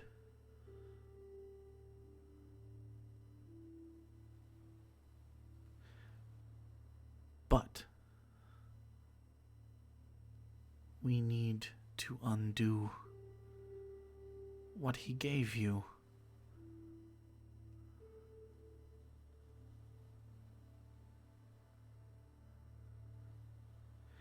The hard way, then. He walks up to you and he says, "Do you trust me?" Yeah. Then you're foolish. And he grabs the back of your head and he pushes it into the water and he starts to drown you, holding you by the back of the head, feathers and all. I need you to make a strength saving throw to try to not die in this pool. 19. Come on. Nope. holds you down, and he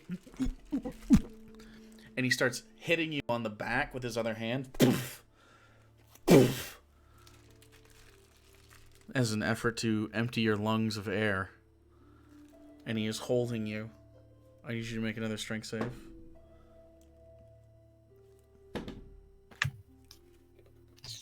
17? Natural 20.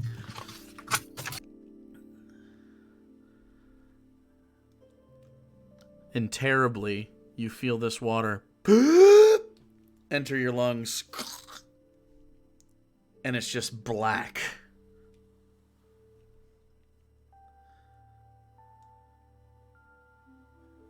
And you see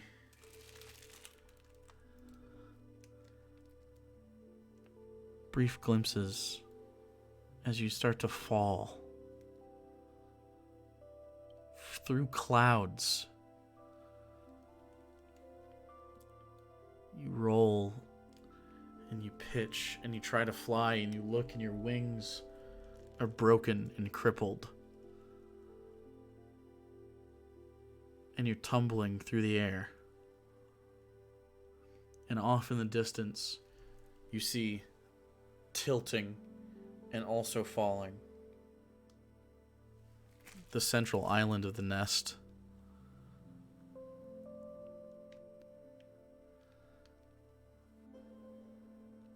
And you see to your left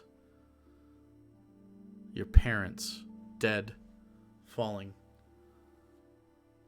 And to the right, Armadillo, dead, but not falling, being held in taunt by your brother, the Emperor, the real Emperor.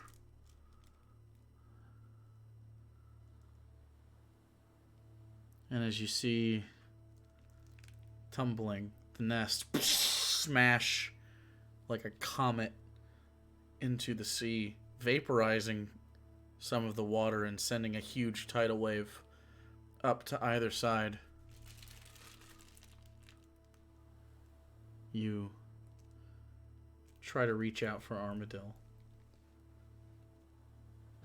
And just before you feel like you could reach out and touch, you smash into the ocean yourself, feeling yourself covered in water and salt and heat, and your back is in pain. And you begin throwing up blood from your face as you're pounded on the chest by this elven monk, and you're back in the jungle, in the monastery, just throwing up blood on your side in the fetal position. And you're just laying in a pool of thrown up blood, unable to move and shaking.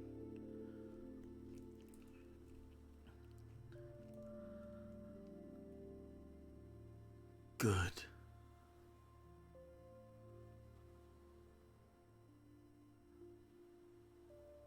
Who you were is nothing. You are now level 1. Okay.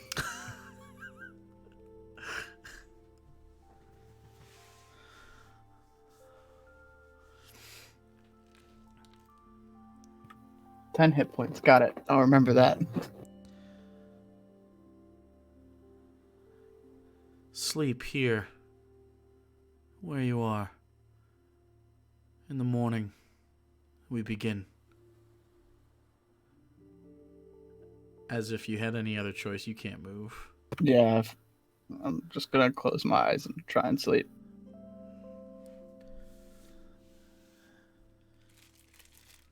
As you sleep,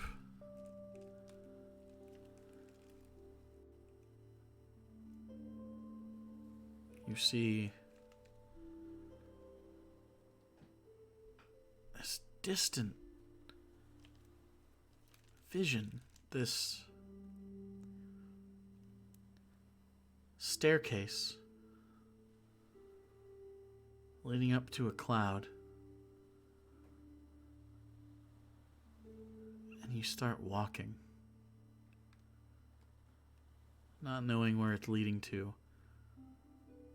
But in the dream, your thighs burn and your feet hurt and your back is in pain and your lungs burn from breathing. And you dream of that all night.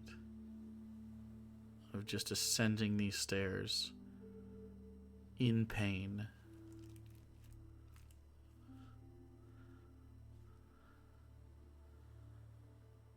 And while that's happening, Professor,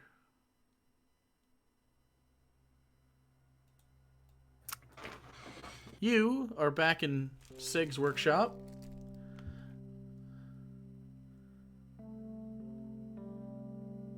Discussing what to do about this spell. You have determined that it will work much like a teleportation circle. You have the circles drawn out. There's only space for 5. 2 of which have to be the casters. Okay. In the center is a geometric design, kind of like a tesseract, where you need the focus, ideally a paragon.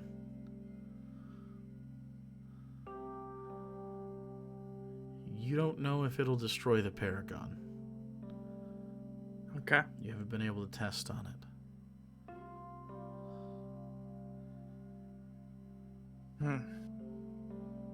You do know that near it, there's another spot, and you will need to have a charged piece of artifact. Hopefully that will also survive the ordeal.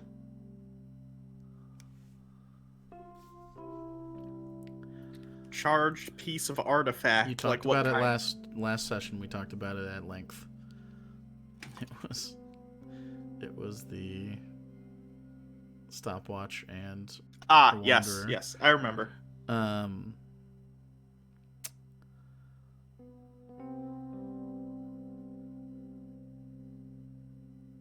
And there's a missing component, and you can't figure out what it is. Regardless, between the 2 of you, this will still take several days.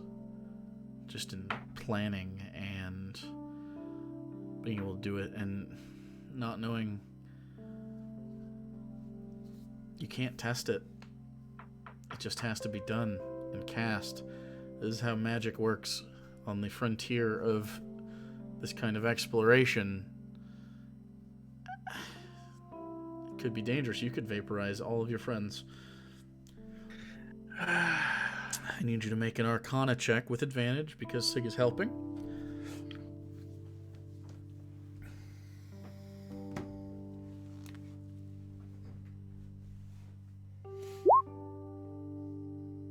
What is it? Hold on, I'm looking.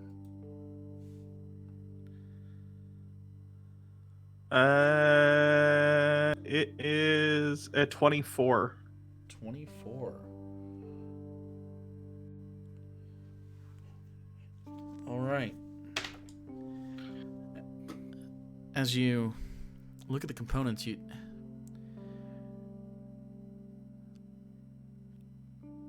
there's something to do with probabilities. It's to travel within a time stream is dangerous, and this spell is powerful, and it's going to take everything. And the 2 of you looking at the calculations as you sit there with your notepads, eating another batch of cookies that Sig has put in. You sit back and you realize, much like the wish spell, there are limits to how many times you can cast this. Unlike the wish spell, the limit is probably once. Worse,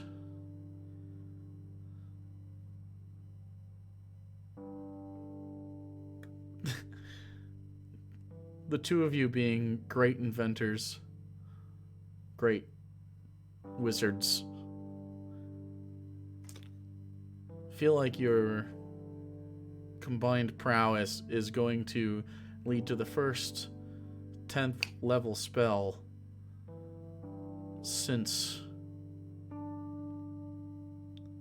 the earliest ages of magic that can be fathomed. You're never going to be able to publish this.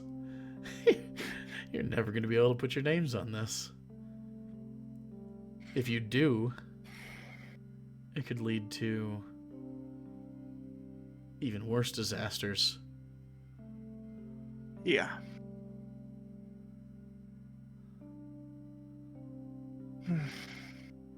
We could, what if it's just a little bit? What if we just tell him we did it? It's tempting. But I think this is one accomplishment we're just gonna have to share amongst ourselves.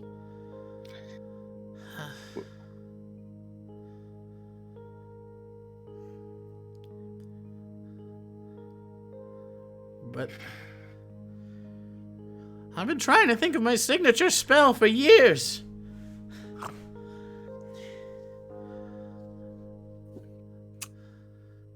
I understand. I'll have to come up with something new. Have you thought about yours?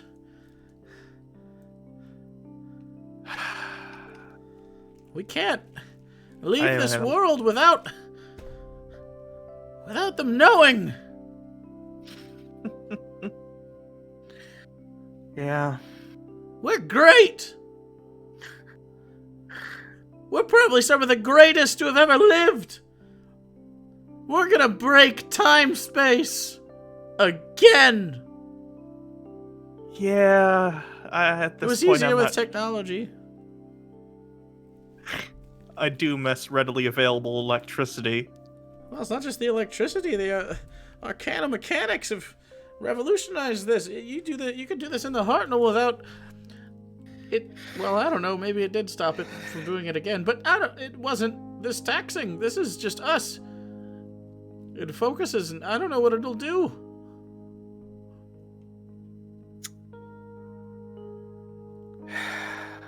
It is probably going to be messy, but it's something we have to do, and it's something we have to do without our need for recognition. Unfortunately. But if I've learned anything over the past, I guess, relatively speaking, 5 years, it's that there are more important things than magic. I know. Shouldn't joke about things like that. I might take you seriously. When we're done with this, if we succeed, the world's gonna have a lot less of it. And you and I are gonna have to find other things to focus on. Replacing horses. That sounds good. I think a simple internal combustion engine, I think we could do that. We can go cleaner than that. I don't have chemicals for batteries. You probably have access to a lot of chemicals. Yeah, chemicals are in the soil. Just gotta know where to find them. Okay.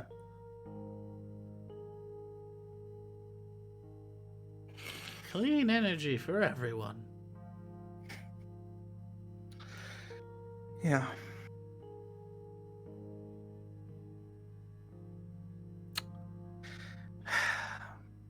Anyway, this won't work without a paragon, but let's continue. Yeah. You let me handle that. I'm sure me and the group will figure something out. All right. Alenia and Isilius, did either of you want to do anything? No, I was just gonna relax for the rest of the day. Yeah, I'll probably just spend the afternoon with her and Jordan and Alexander. Okay, easy enough. And the night will come to an end.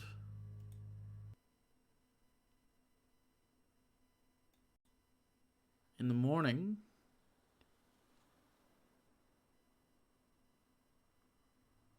Evelios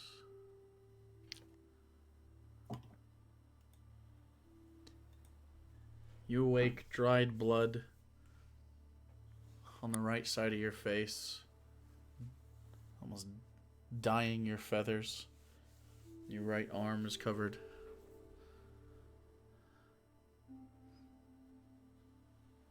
You're woken by a fdunk, a wooden bowl filled with what at first looks to be rice,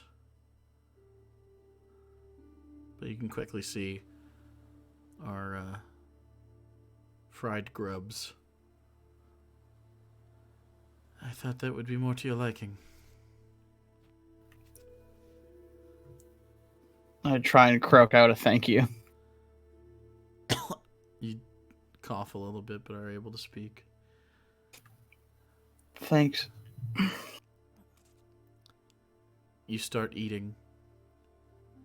He goes, "Finish. It will be all you get. Until tomorrow." I'll eat as much as I can. As you eat, points over to a mountaintop with a staircase winding up it. "When you're done, meet me there." And he starts to walk away. I'll finish up eating as much as I can and I'll start heading that way. It takes you about 5-10 minutes. You're pretty fucking hungry. And you wobble up. You feel weak. Weaker than you felt in a long time. You feel borderline helpless.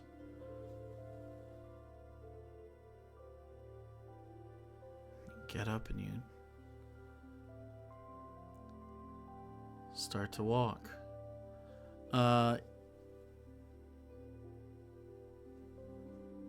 Your proficiency is 2, by the way. Yeah. Okay. Okay. All my mental stats the same? Yeah. Okay.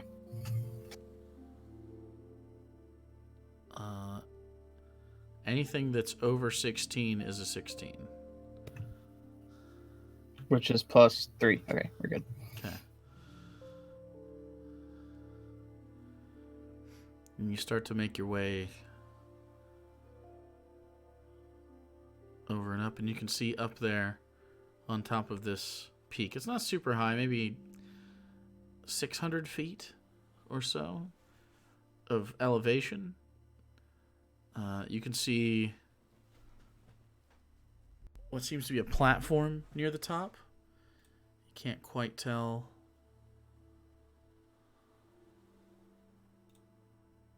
Anything other than that?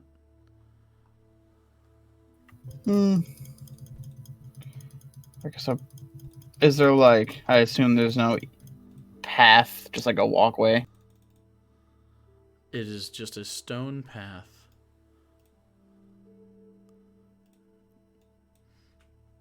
Is there anything you want to do? Let's just start trying to get to the top of the mountain. All right. It's a little staircase, I guess.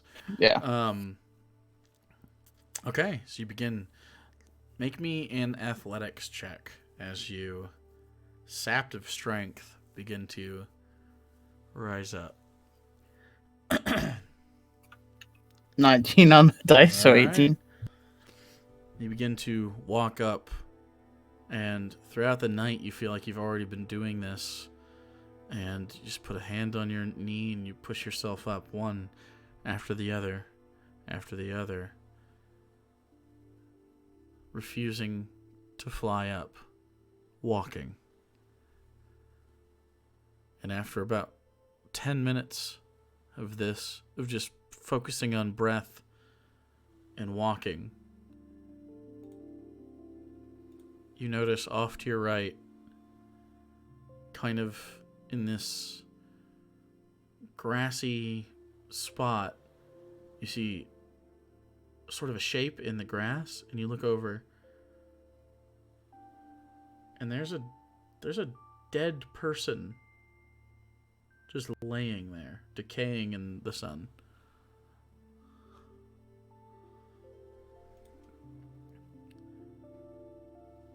And as you look at that, concerned, you notice about 20 feet up on the left side, there's another one.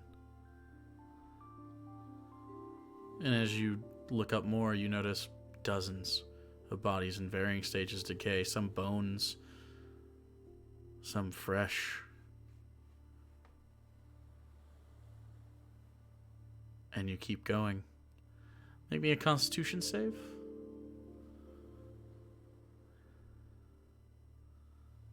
As you begin to... Why can't I roll Ascent. this good when I'm at your house? This is good. 19. 19. Your lungs are heavy, and you get a cramp in your abdomen, and you start using your hands to catch the higher steps every once in a while, as you're not very tall, and you keep moving, and you keep moving past more bodies. Some of which in these black robes, but some of which in just traveler's clothes. Of various ages, you see men and women, you see orcs and elves. You don't see any Aarakocrans and humans. You see just a human skull with one large horn coming out of it and curling at the back. You see a very strange skull with fanged canine teeth. You see what looks to be a human-sized dog skull. And you press on. I need you to make me another Constitution saving throw. 9. There we go, I jinxed it. As you head up,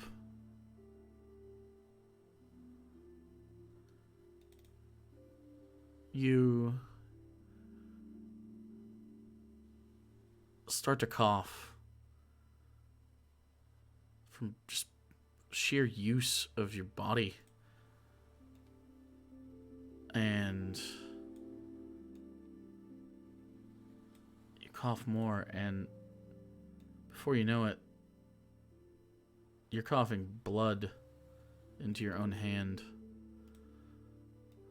There's something about the air here that it's just heavy and sticks to you in ways that are incredibly uncomfortable.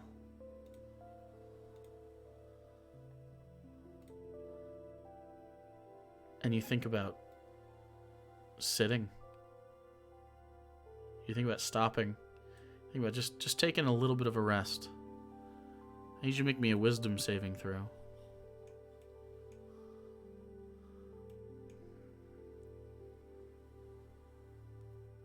Uh, 18. Okay. But instead of using your body, you use your mind and you push through. And instead of relying on your physicality, which is not what your body is made to do. Your body, you're meant to fly. You're meant to be quick and nimble. You're not meant to power through and lift your own body weight and just through sheer brawn move on. The fact that you even did thus far is impressive to yourself, but you push past anyways. You reach the top of these stairs,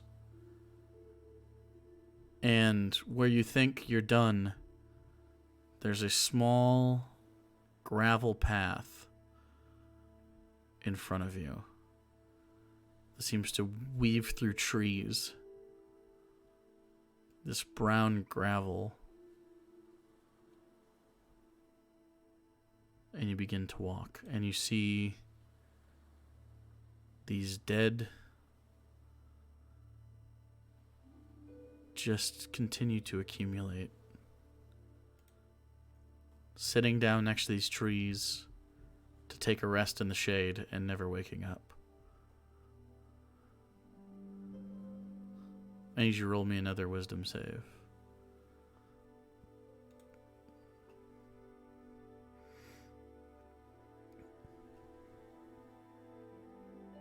$15. And you press forward.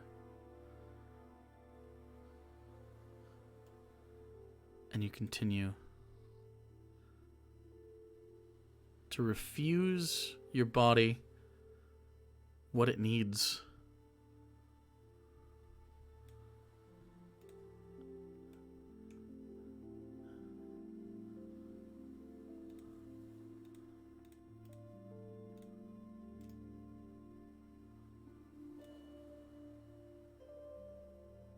And at the top, you see this. Can you put your token for me right here?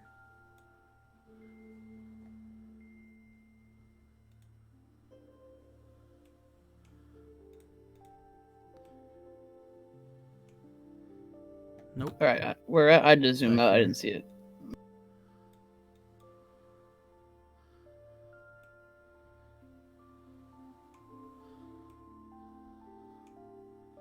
You see at the top the elven man.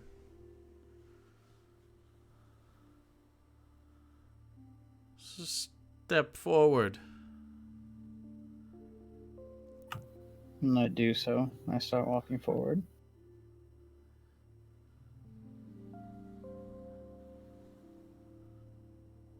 Do you want me to move it, or do you gonna move it? He walks to here.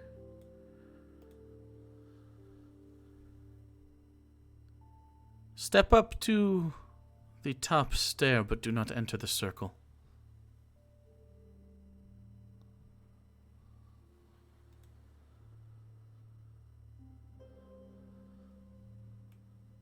You can see now that you're on a cliff overlooking the rest of this jungle space.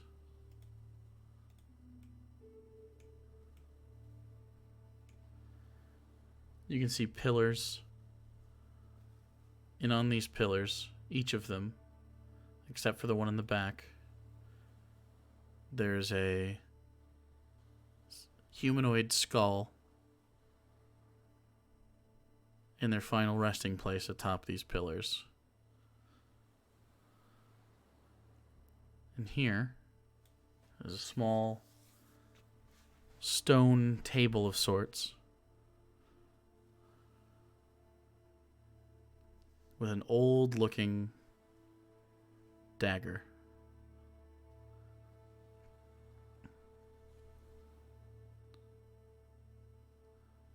And he looks at you.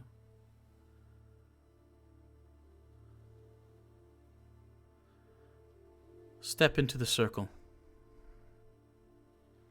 And he takes a step.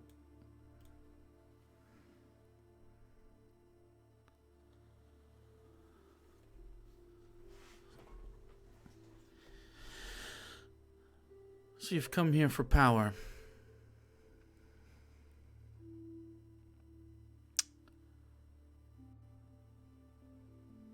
Show me what you do without power. Retrieve the dagger.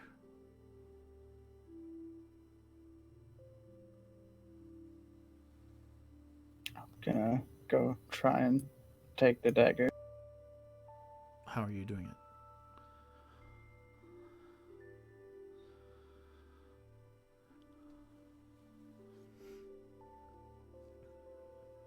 I assume he's gonna try and stop me, so we're gonna walk a little bit this way Okay. and then try to fly dash towards the dagger. Okay. If I All right. And as he does so,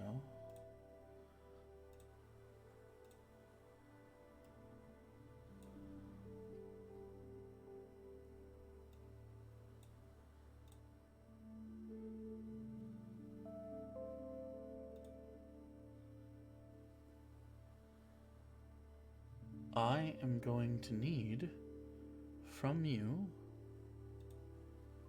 Let me see. I am going to need from you a save. And that save is...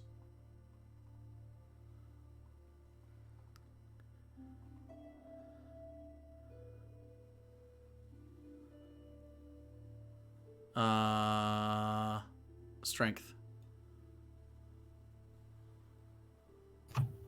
11. 11. You can feel yourself trying, but to no avail.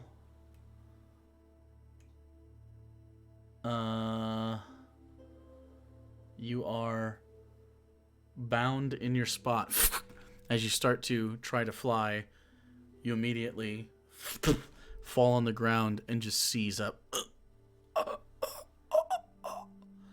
you can see his eyes have gone black instead of the normal white.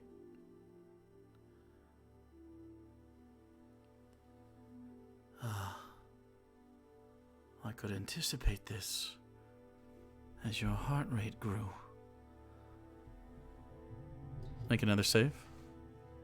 Strength again? Yep. 15. Nope. He walks over to you. He's gonna strike down with advantage.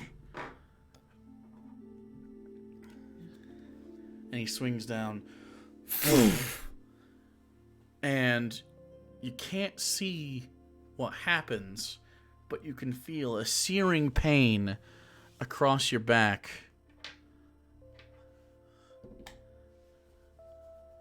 As you take 9 force damage. How many hit points do you have? 3. You have 3 left? Yeah.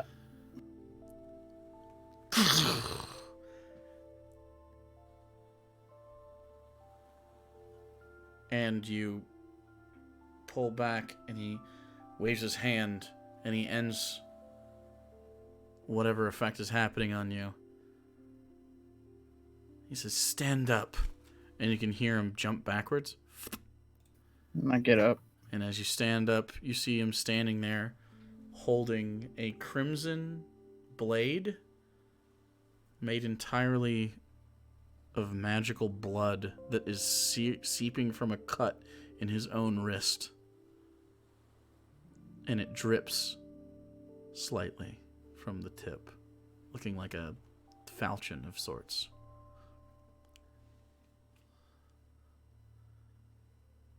He holds it out, and he turns it to the side. Maybe this is more to your liking. And it turns into the form of a katana. But this is more of mine, And then he extends the other arm.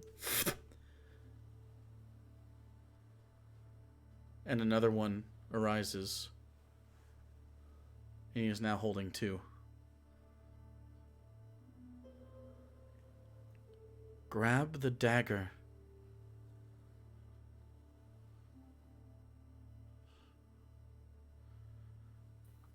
Alright. This time, I'm going to try to go for it, but I'm going to hold my breath Mm-hmm. to try and slow my heartbeat down, kind of like when you're shooting a gun. Okay. Something like that. Make a Constitution save.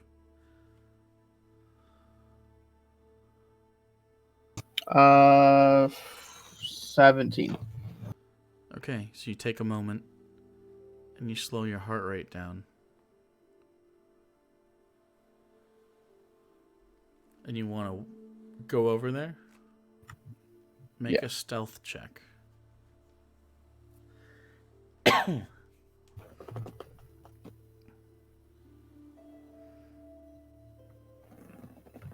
Six. 16. The change of number changes are throwing me off. Yep.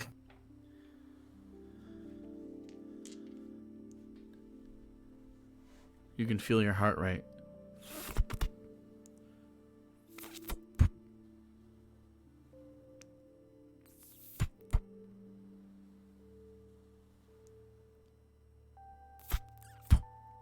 And in between that last beat and the next, you make your move towards the dagger.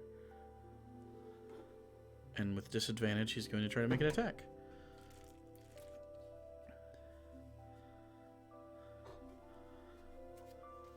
And he misses with a 9.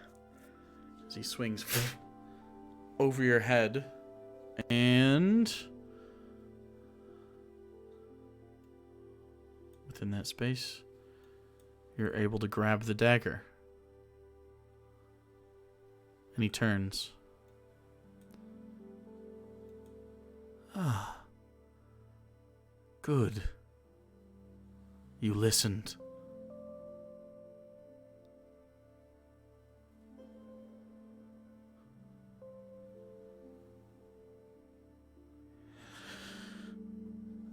Normally, we would train someone for much longer than you are going to be trained for this. But you've already experienced the changes once from a different breed.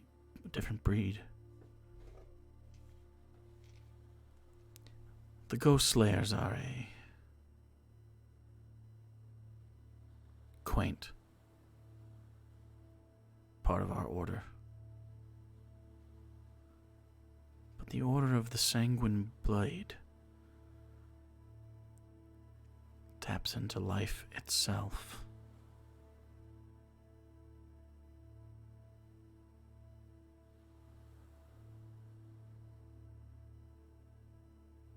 Do you care about your life?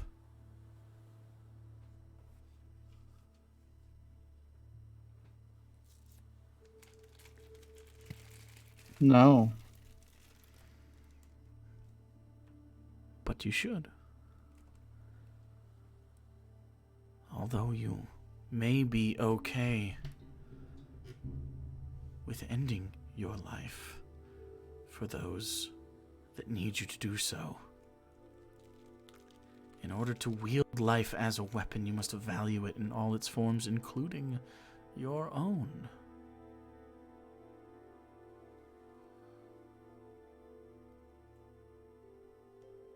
In most cases, the way people approach the problem of evil is to kill it. Death upon death. The Order of the Sanguine Blade says no. Life.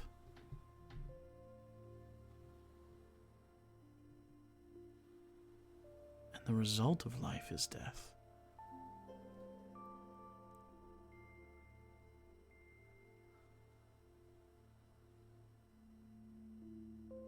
So, valuing your life.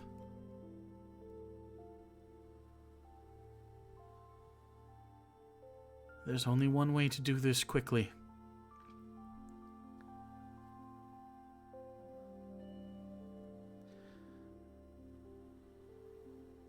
You see there in the center, and he points over to this one right here. And as you look at it, it looks like a sort of like feather-crowned sort of native plinth of some sort with like a relief in the front of a face. But as you look more at it, the eyes are hollow and don't have anything in them. And back in there, you can almost hear a drum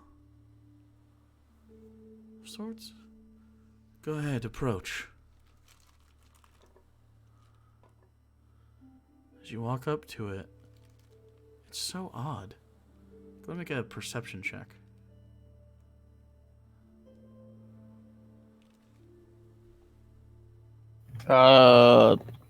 13.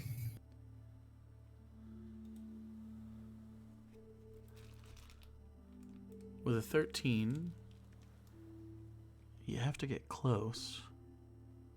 But you can see behind the eyes and this open mouth of this, what looks to be halfway between an angel and a demon.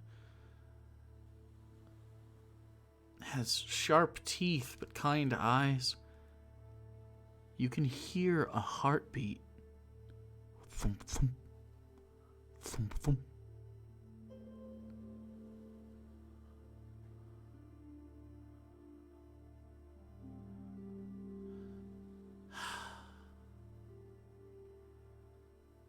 In order for this to take place,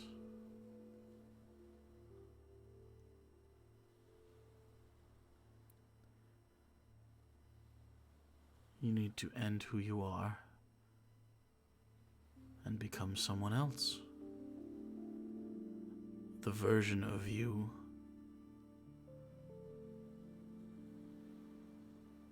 that you need to be.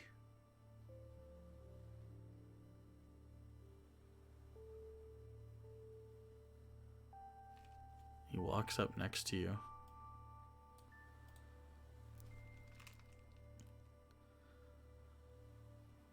I know who you are, Emperor. Yet you wear no crown.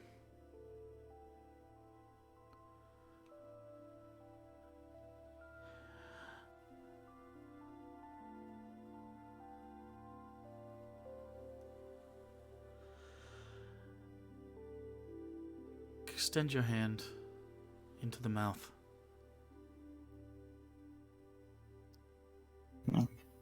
Take my right arm and cautiously, but put it in. As you do, you can feel with your fingertips at first, and it makes you pull back just a little bit.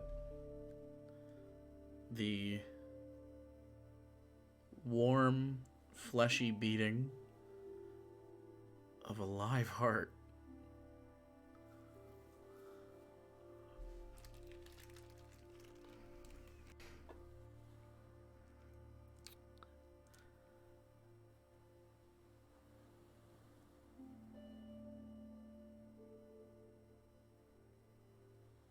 Do you notice it? The heart? Not that it exists, but what it is.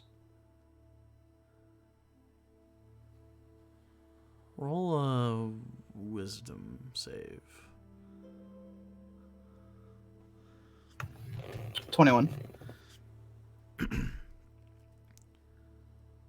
As you place your fingers around it and you can feel the different valves move and you can feel the heart pump. It beats at exactly the same pace as your own.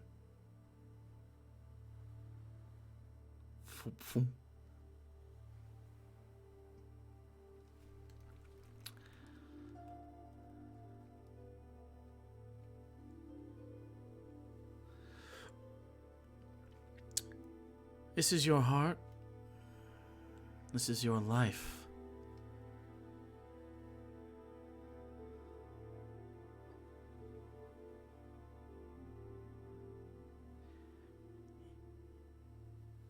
This ritual will replace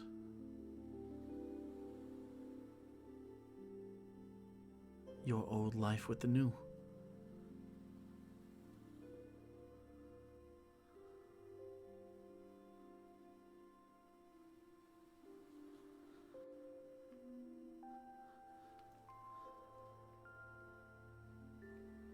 Take it.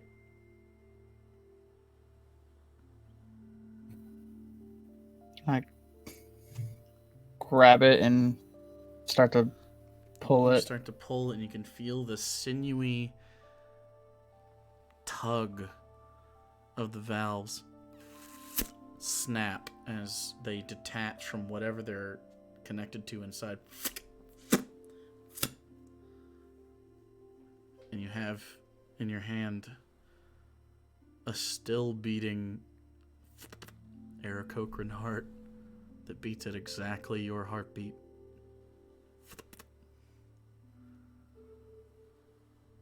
To the table. I can move you a little bit.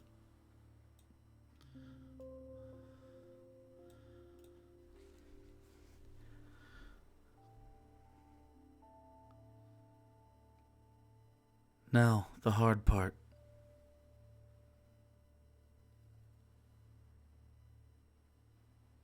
Change your life.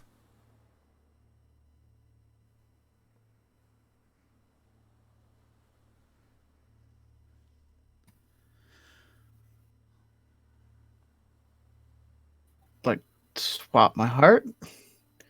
Are you asking him? Yeah. Change your life.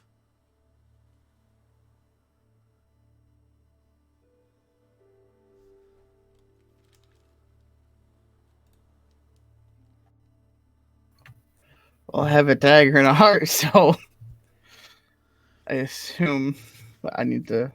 I can't swap my own heart, though. That's not how this works.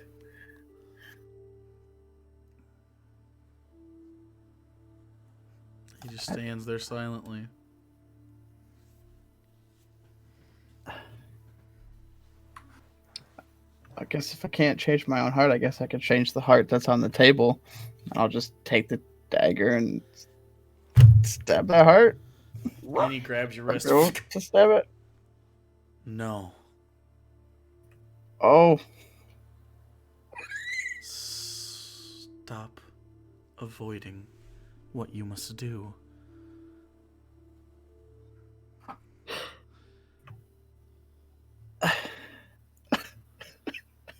I guess I'm gonna try and take out my own heart.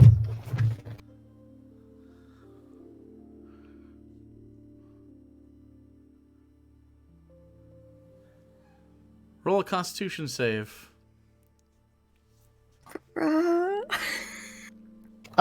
14? As you take the dagger and press it towards your chest, you have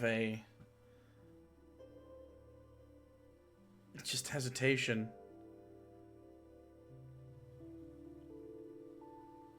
And you sink it in just enough to make yourself start to bleed. And he goes, "You have to do it or everyone you know will die." Like, the second I hear those words, I just do it. In and searing pain as you cut across. You can feel your rib crack under the pressure of the blade. You have to take it out and stab back through. You can't saw with a dagger. You have to break the rib every time you get there. You have to cut across the meat and sinew of your chest. And you start to lose consciousness from the pain. I need you to roll a wisdom save. 19. Why do you think so many dead are on these trails? And you just continue. You start to move down just enough. Your idea is to just enough to stick your hand in and rip it out. And you pull down and you meet another rib. And you have to crack through it. Roll me a strength or an athletics check.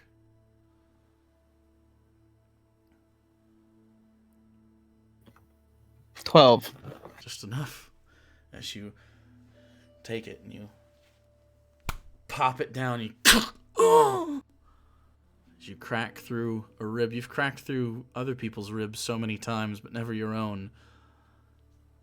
And just blood is spilling out from your mouth. But somehow you're not dying, and the heart on the table continues to beat very fast, though. And you continue to cut down almost to your sternum and across. And you feel like you've made enough space to get your hand inside and to cut it free. I need you to make an athletics check to remove your heart. This is the thing I never thought I would do in D&D. 11. 11, you're not able to do it. You tug and you can't pull it free. And the pain is more pain than you thought it was possible to experience. It's beyond any threshold that you think should exist. But the heart in front of you continues to beat. I need you to make another athletics check. 13. Just enough. It's 12. You and you hear this rip as you pull, and the sack around it erupts. And you feel like you can't breathe. And you pull it out. And you set it bloodier, messier, but identical in most ways to the second heart that continues to beat. The other one no longer beating.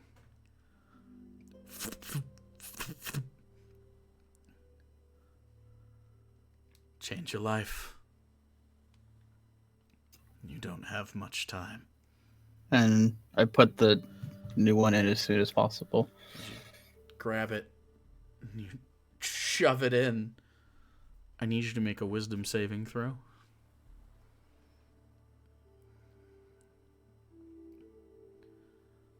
$16.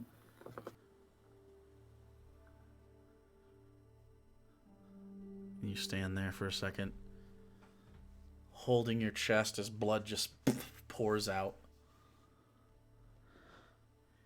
And you breathe. And then you feel the heart stop beating.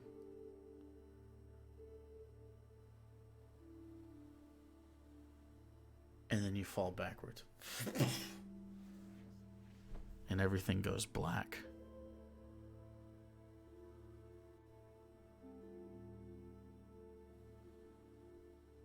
And you're at the top of the stairs in the clouds. And in front of you are 3 thrones made of that blue diamond that grows on the nest. The familiar glow of those blue arcane crystals, it makes you feel like home. But you're in the clouds on this small stone slab, and sitting in those chairs on the left is someone you haven't seen, but you know who she is. It's your mother. And in the middle is your father, and they have their hands intertwined, holding one another. And on the right is Caius, hands steepled, leaning forward.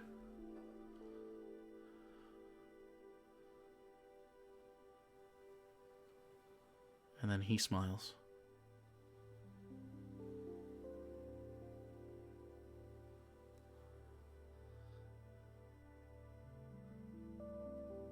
Your father sits forward, leans close. Not yet, son. And he touches the side of your face.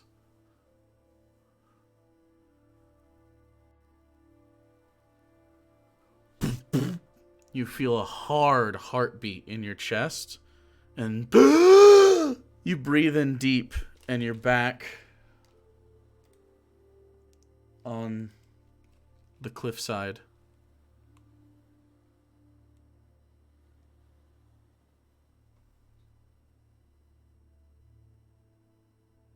Staring up into the clouds.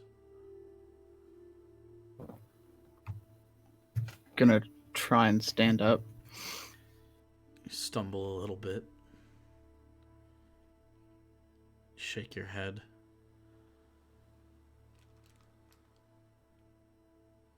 Your dead heart next to a bloody dagger on a stone table.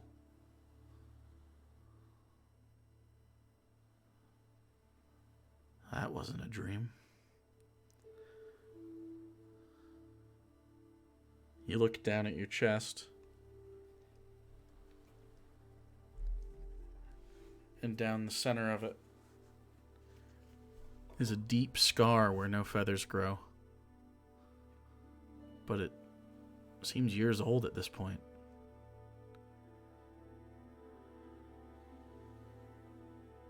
And you look up.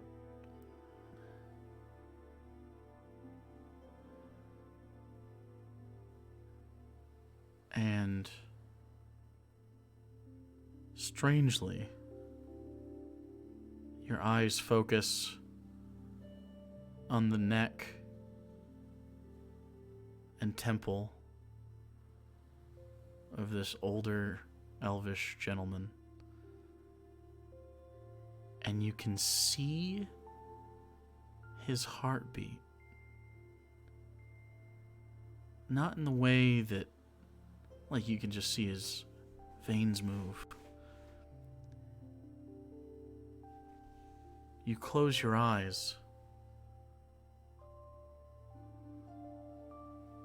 and in the darkness, you see the outline of a person. You have now gained blood sight. I know you already know what that does. Anything within a certain radius that has blood, you can see.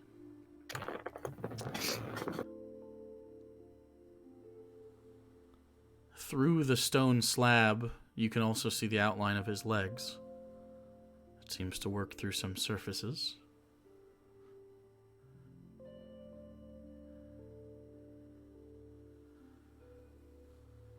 And then he looks at you.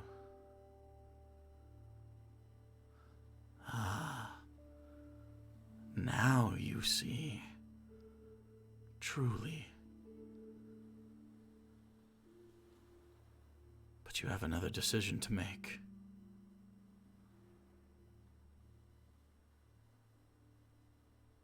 Make the cut.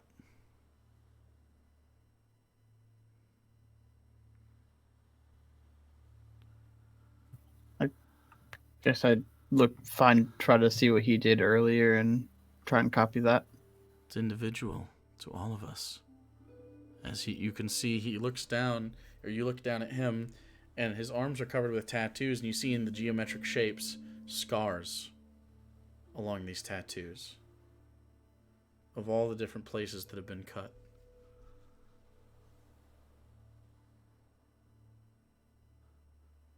The first one, I guess I'll do kind of like on my palm, but closer to the wrist. Sure. So you take your hand out and you set it down on the table. You take the dagger, and he goes, "Before you do this, it must be deep."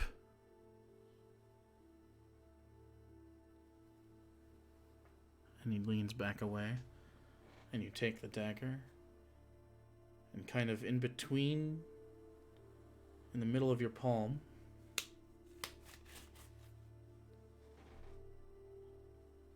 just above the wrist where it bends,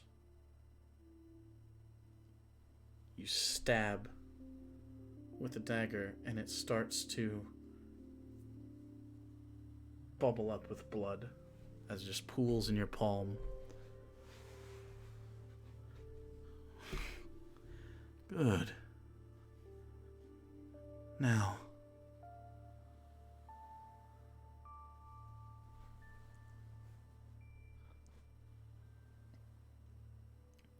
you've changed your life. Now control it. And you look down at the blood, and it's just pooling over your fingers and in between, beginning to form a puddle. I need you to make an intelligence saving throw.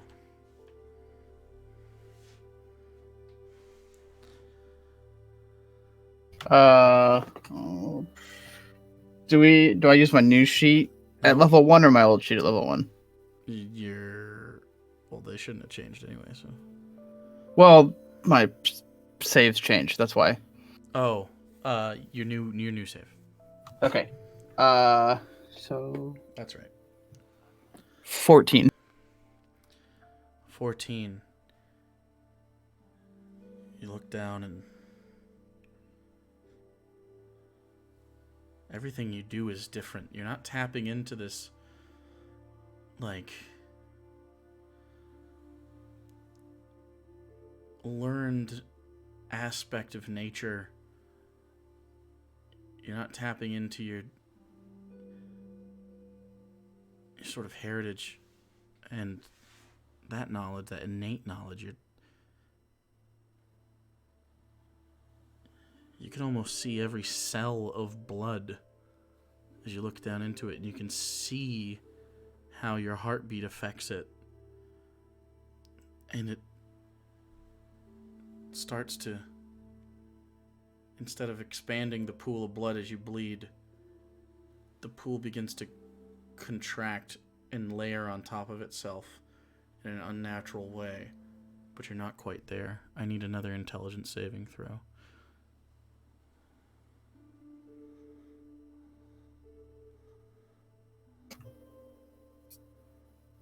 $12. You lose concentration, as it's sort of frightening to see that. And then he looks at you.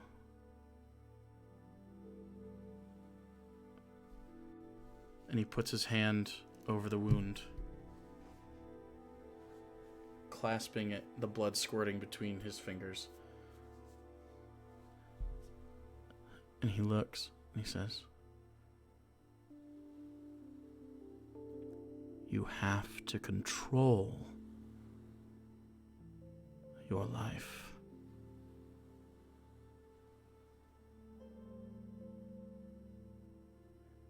Everything is different.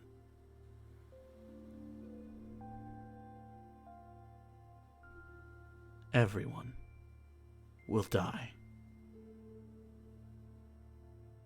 And he releases. You can now make that with advantage.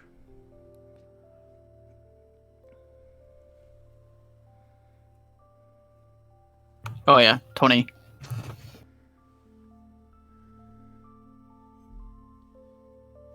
You start to curl your fingers around what slowly becomes the hilt of something.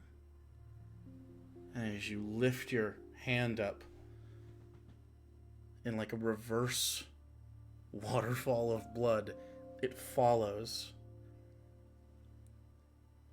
And as you lift it up, it takes shape. And what shape is that? It would be a katana. A slightly dripping katana made purely of blood and blood magic. You are now level 3.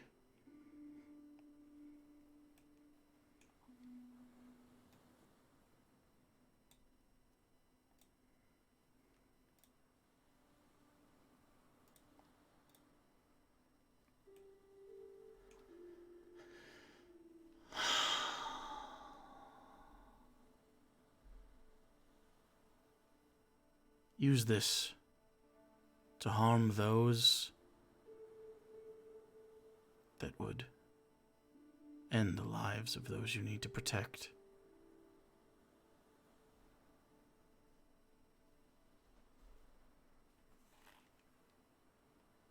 Now,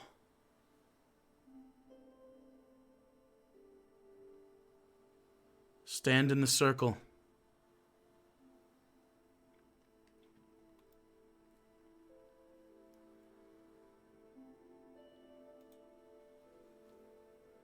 He walks back down, stands here.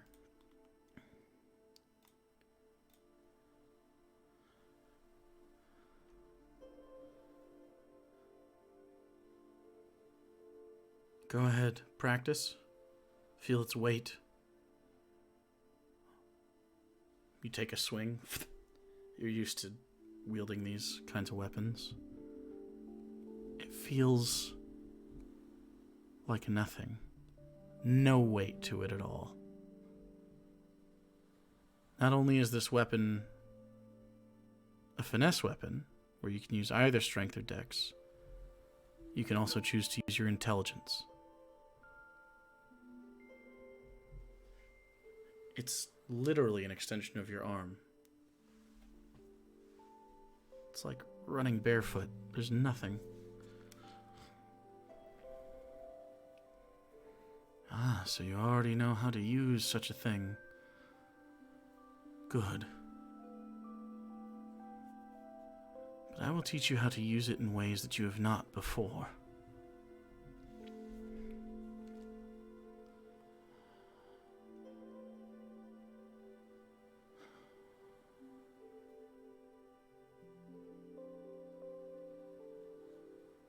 Prepare yourself. And he backs up.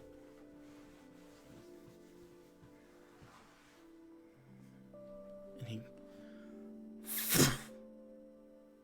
extends a blade.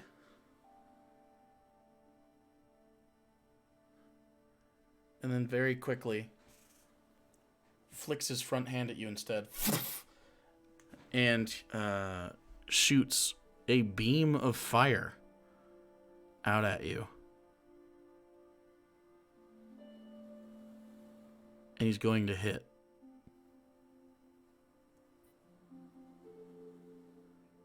And it hits you. And you take... Oh. You take 10 fire damage. Question. Technically, I would be dead. Now you're level 3. Okay, so I get those hit points then? Mm-hmm. Okay, let me just do the math real quick. Okay, so I still have... Okay, we're good. Okay. Now, you can do with this what you cannot do with other things. I'm going to cast that again, and I'm going to kill you with it. Cut the spell. And you prepare yourself. And he casts it. I need you to cut the spell.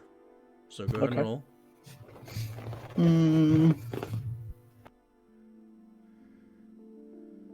That is a 17. Okay. 17 is plenty high enough.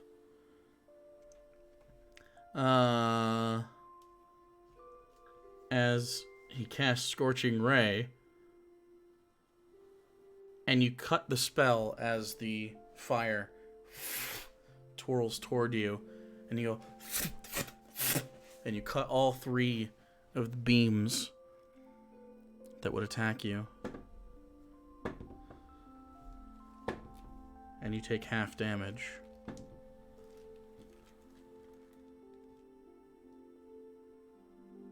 You take 6 damage. Good. You've just learned spell cutting.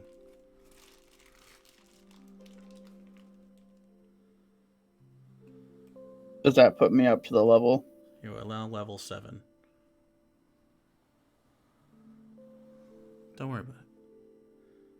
I'm just making sure.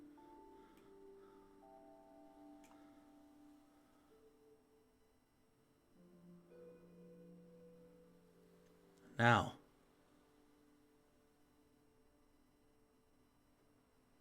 as a former hunter, you should already know how to do the brand. Are you familiar with such a thing? No. It's new. You were taught by a fool. He walks over towards you.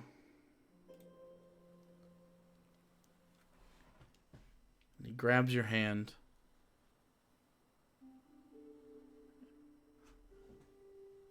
And he shows you a series of somatic movements to make with your hand, out of which bursts a disc of crimson red runic symbols, similar to how like the Doctor Strange little discs, except those are orange. A thin circle with a geometric pattern on the inside. Send it to me. And you cast it. It feels very natural to cast it, much like a spell. That's brand of castigation. Okay. Now, bloodlock it. And you take it, and you turn.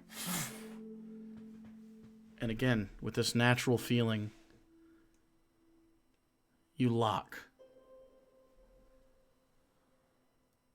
You have now bloodlocked him, and he moves quickly away.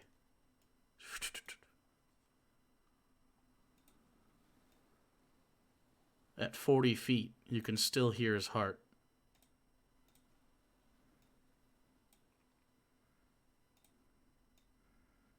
At 55 feet, you can still hear his heart. And as he moves out past 60 feet, it finally fades. Our lives are linked for but a moment.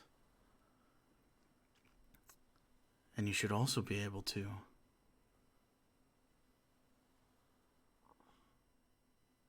predict how I move if you listen. Go ahead and make a perception check without your goggles.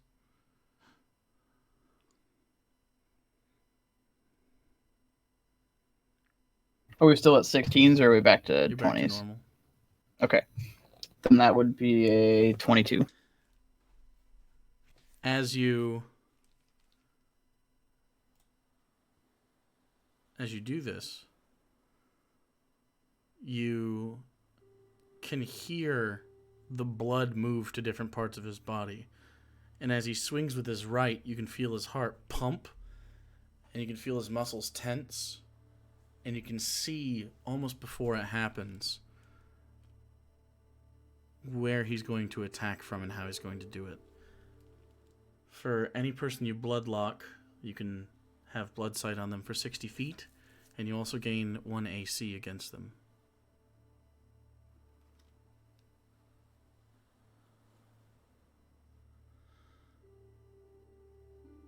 Now you will learn how to do more things over time.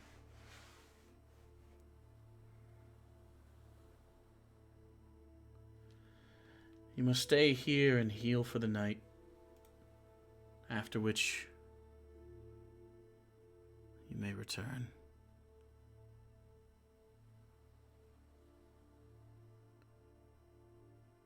You are a member of the Order of the Sanguine Blade.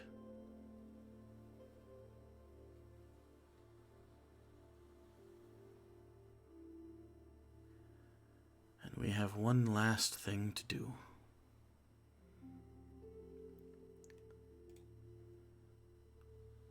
Follow me down. And he turns and he starts to walk down the stairway. And I'll follow. As you follow and you see all these dead bodies, some of which never even made it to the point where they could cut their own heart from their chest. Some of which you notice at this point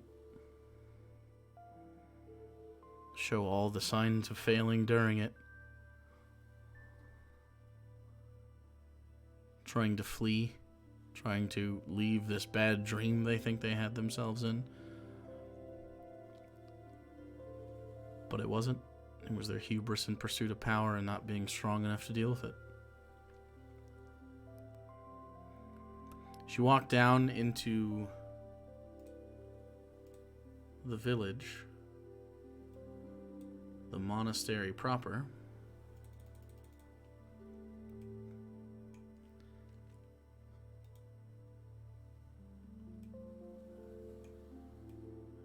you can see the fountain and dozens of these monks standing around, waiting for you to descend. You make it down and you walk through and past them as you follow this unnamed teacher of yours.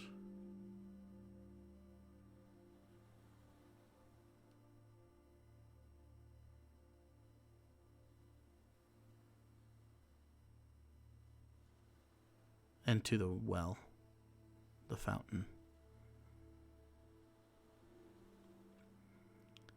where a small fire is burning in what looks to be a brazier of some kind.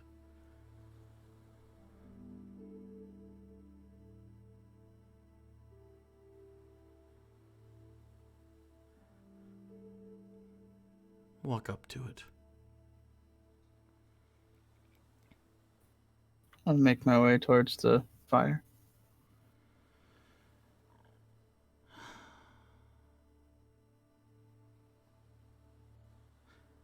The last thing that you must do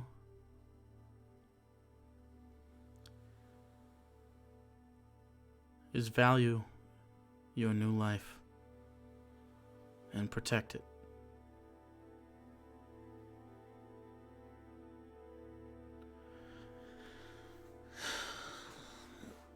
It is tradition here, and important for the ritual to last.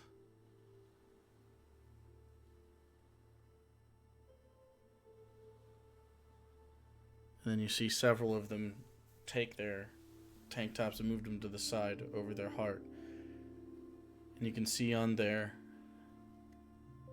a deep and old brand over their heart. of what looks to be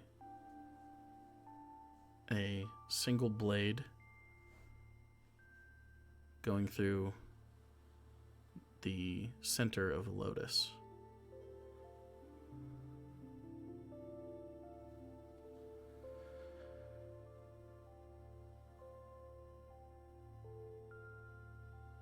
I've never had to feather anybody before this. Do you want me to do it, or do you want to do it yourself? I can do it. You start pulling out feathers.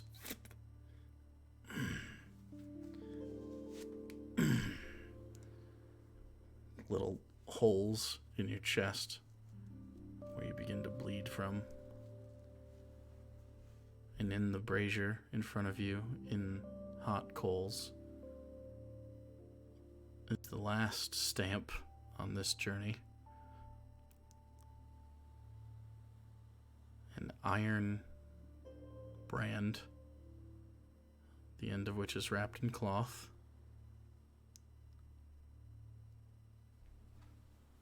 He picks it up,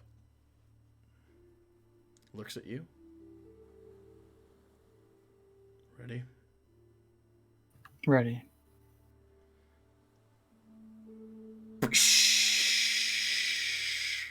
then he releases it, holding it there for about 2 seconds.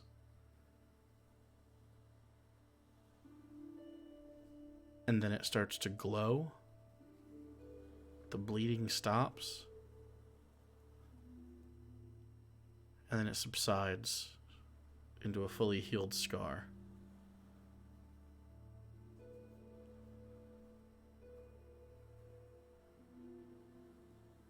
That heart will be good for years now.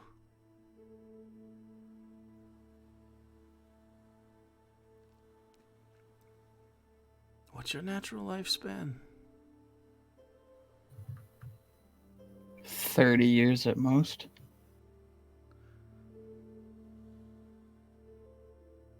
I hope your bones hold up at 60.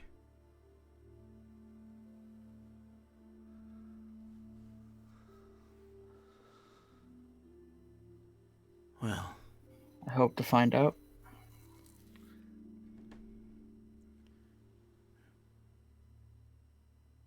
gather your things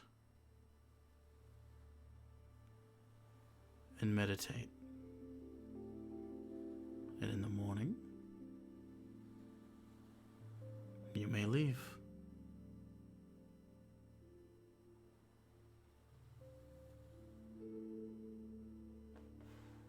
I'll gather all my stuff up and put it next to me and start to meditate.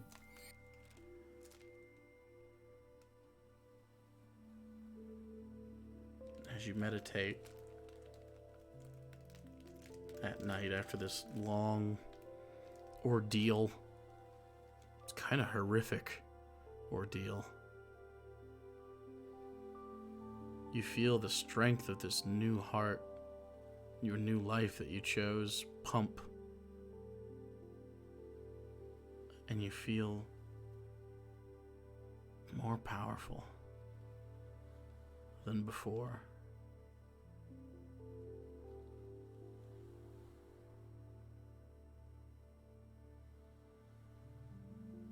And as you just listen to the air and the trees and the fountain trickle behind you, your meditation separates you for a little bit from the searing pain in your chest, from the tightness of it healing, from the cut on your arm and your hand.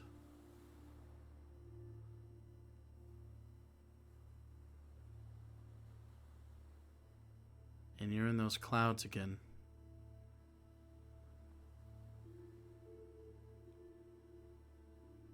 Sitting in a throne on the other side, staring at your parents and your brother on their side. And as you look closer, it's almost like a thin, watery prism between the two of you, separating your halves of this stage.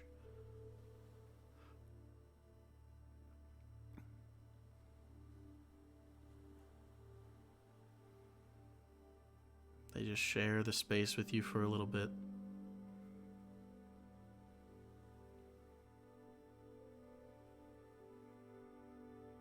And you're at peace.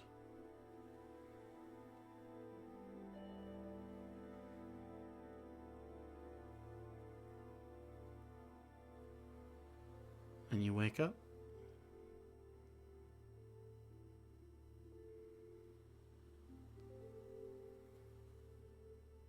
You look around you.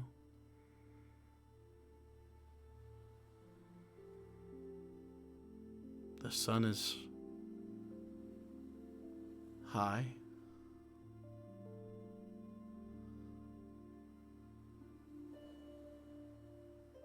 And in your head,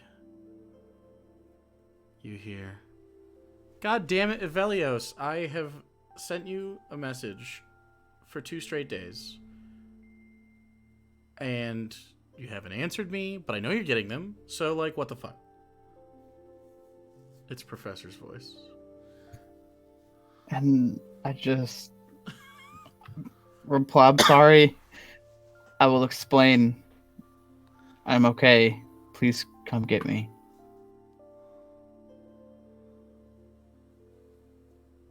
Are we together while this is...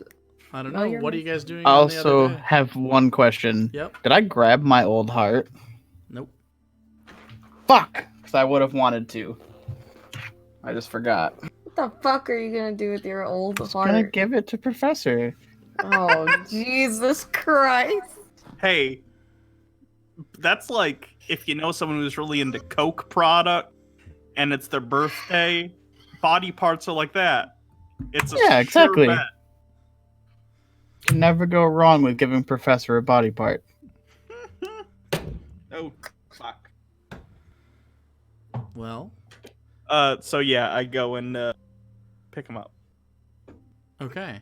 So you have to walk back through that jungle space.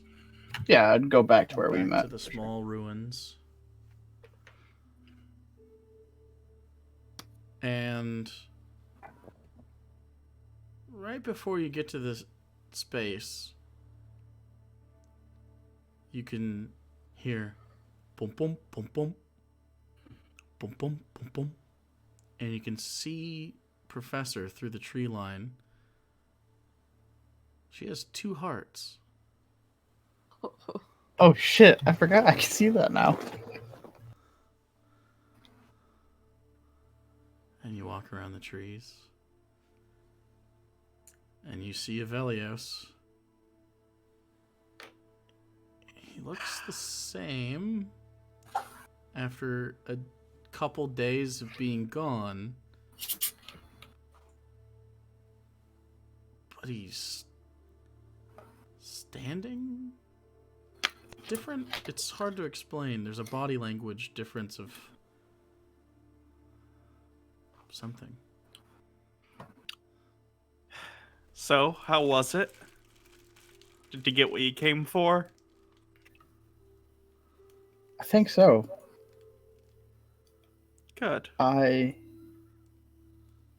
Sorry for not responding. I just couldn't. But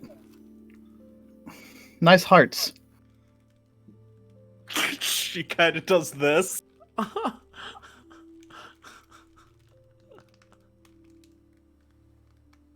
You can see inside of people now.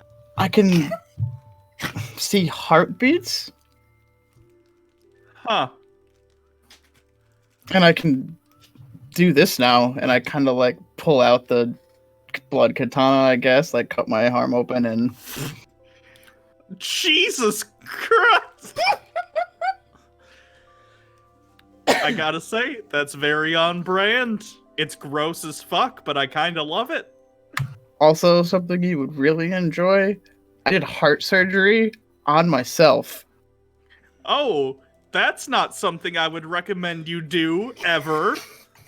I agree, But I swapped out my own heart. Where's the old one? On top of that mountain that I was on.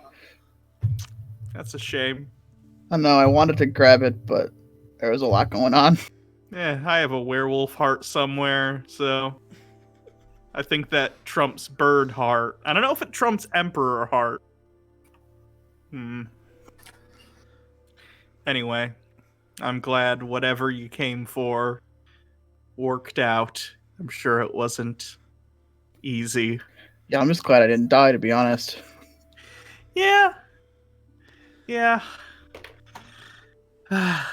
We should All probably right. get back. Yeah, I have more work to do. And I'm sure Armadillo will be thrilled by your emo wrist-cutting weapons.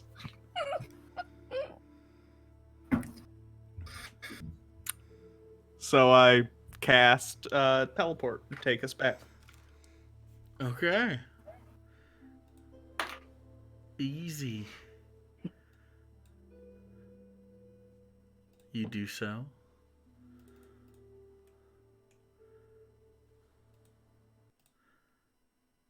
And in Sky Point, do you just go home as you When I feel like it's probably a little bit of a shell shock from all the heartbeats. You land down and there's a lot of people around. It's kind of a little. It's not as much as if you were in Gygax, but there are soldiers and things around in this area.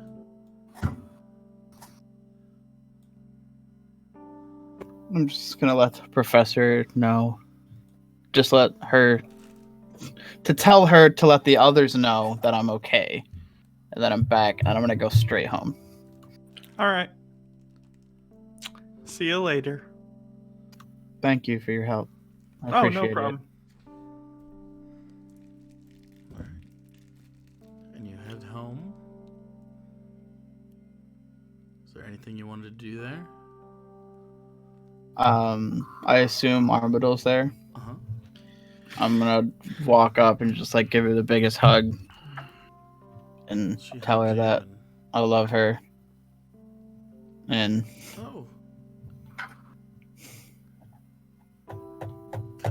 Cutting right to it, huh?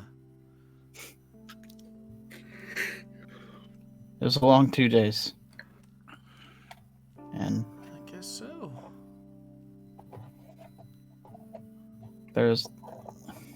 I'll explain more.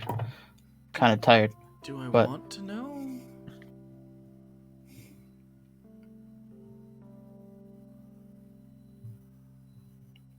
I don't know, do you?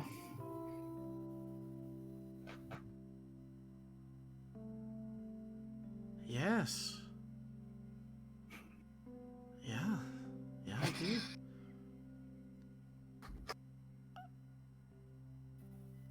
It's hard not to worry all the time.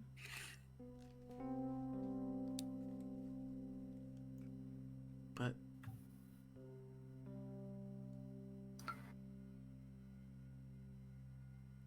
I can't let you go through any of it alone.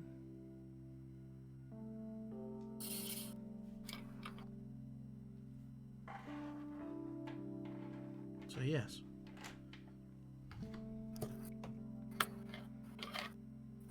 Do you mind if I clean up first? No.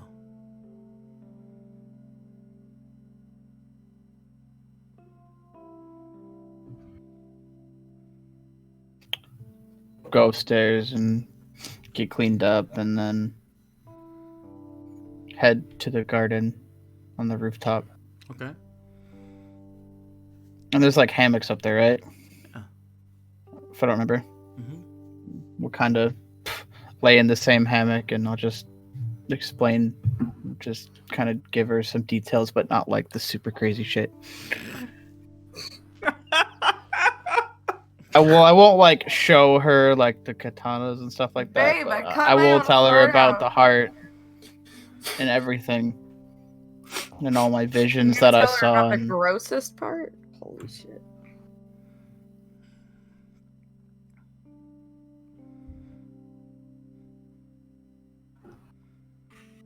Well.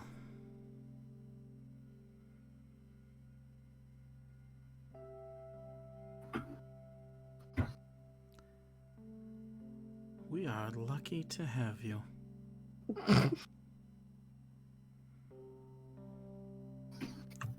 No. I'm lucky to have all of you.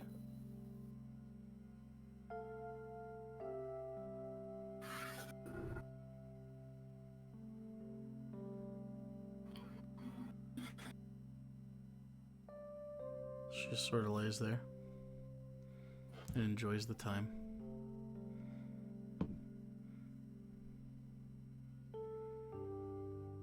I just squeeze her a little bit tighter.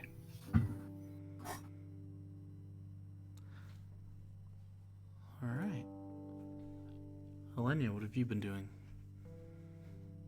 Well, since we wouldn't have had much going on that day except for waiting for him to get back, probably would have helped Judon during the course of the day building.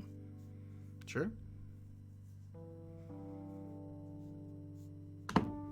Easy enough.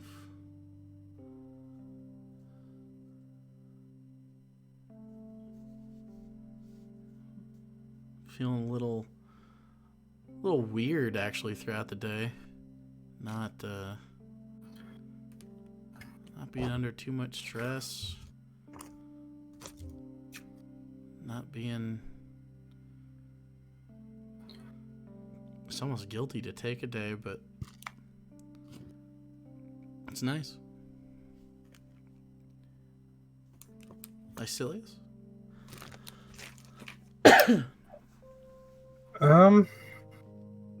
Probably just gonna spend some quiet time at my apartment, reflecting on the vows that I took and just rearranging, cleaning things up a little. Sure. And also you have access to spells for the first time in your life. I do. Yes.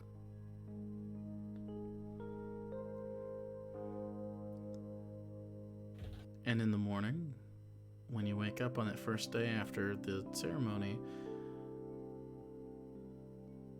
you find yourself granted the innate knowledge of several of these. And you've seen, it's almost as if you dream the instructions as you feel yourself poring over this sort of cosmic knowledge of the ways to help.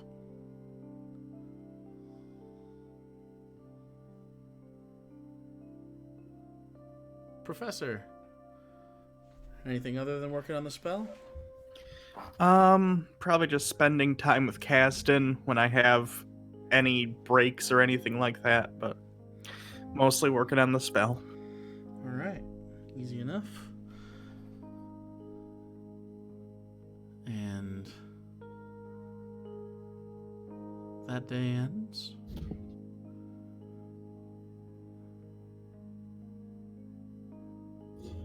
And next session we'll be visiting Egnir.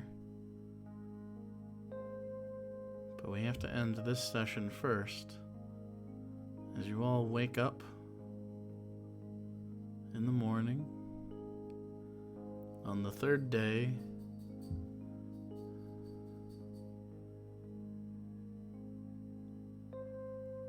Professor, you wake up with chalk all over you and crumbles of cookies, and in Sig's place, and he's sleeping in the arms of EJ, the robot. And Kasdan's there as well, who seemed to have fallen asleep on like a couch that's up against the wall. Evelios, you and Armadillo wake up in the hammock on a bright day. It's nice and beautiful. Birds chirping in the garden. Icilius, you wake up feeling peaceful and whole and ready to do whatever it takes to fire up that soul forge, wherever that's at, and get Julia back. And Alenia, you wake up in bed next to Jordan. And you sit up.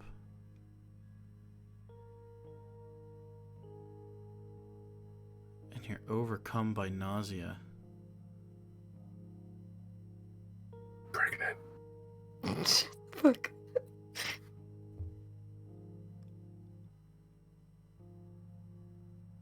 And you start to feel like you're gonna throw up. What do you do?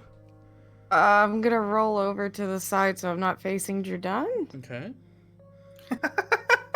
So I don't vomit all over the bed or him. Okay, you're just gonna chuck it on the Well, floor. Well, if it's that sudden, I'm is. gonna go to the floor. But like, if What's happening? is there something I could vomit into nearby that I could grab in a panic? There's There's definitely like a trash can, wastebasket. definitely like a towel. I guess we're going with that. Okay. If I can't hold it. You start throwing up. And Jordan's woken up by this. He goes, "What the Are you okay?" I feel terrible. Wait. No. What?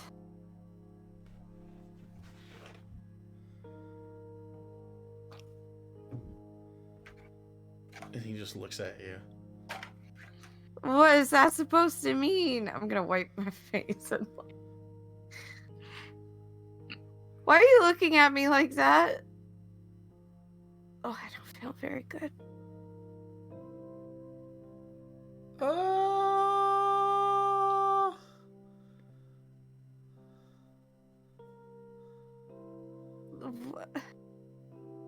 What? Am I gonna be a dad? What? That's where we're gonna end the session. Oh, Christ. What? What is going on? What the fuck? Excuse me? We've really accelerated the church founding Oh, to no. Messiah part. Oh God. I'm gonna be Jesus' uncle. Gross. Jesus Christ.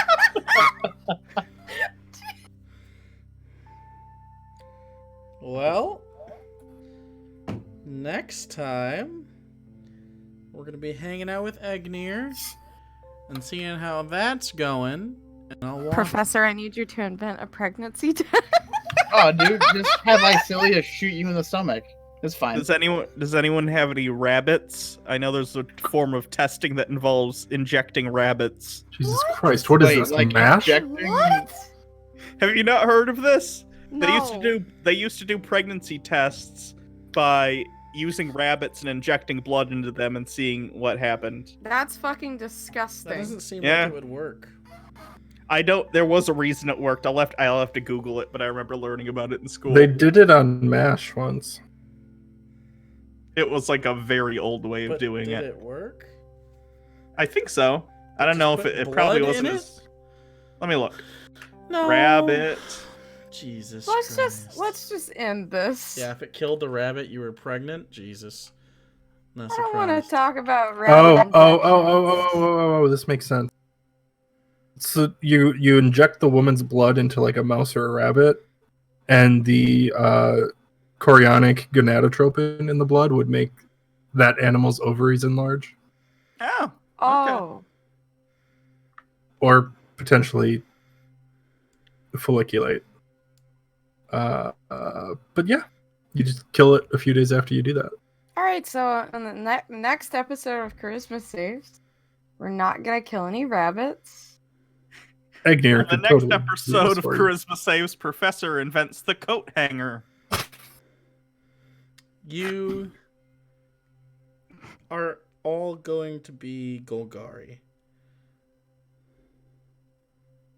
So, Oh yeah, we have to do that. Yep. I'm very excited for next episode.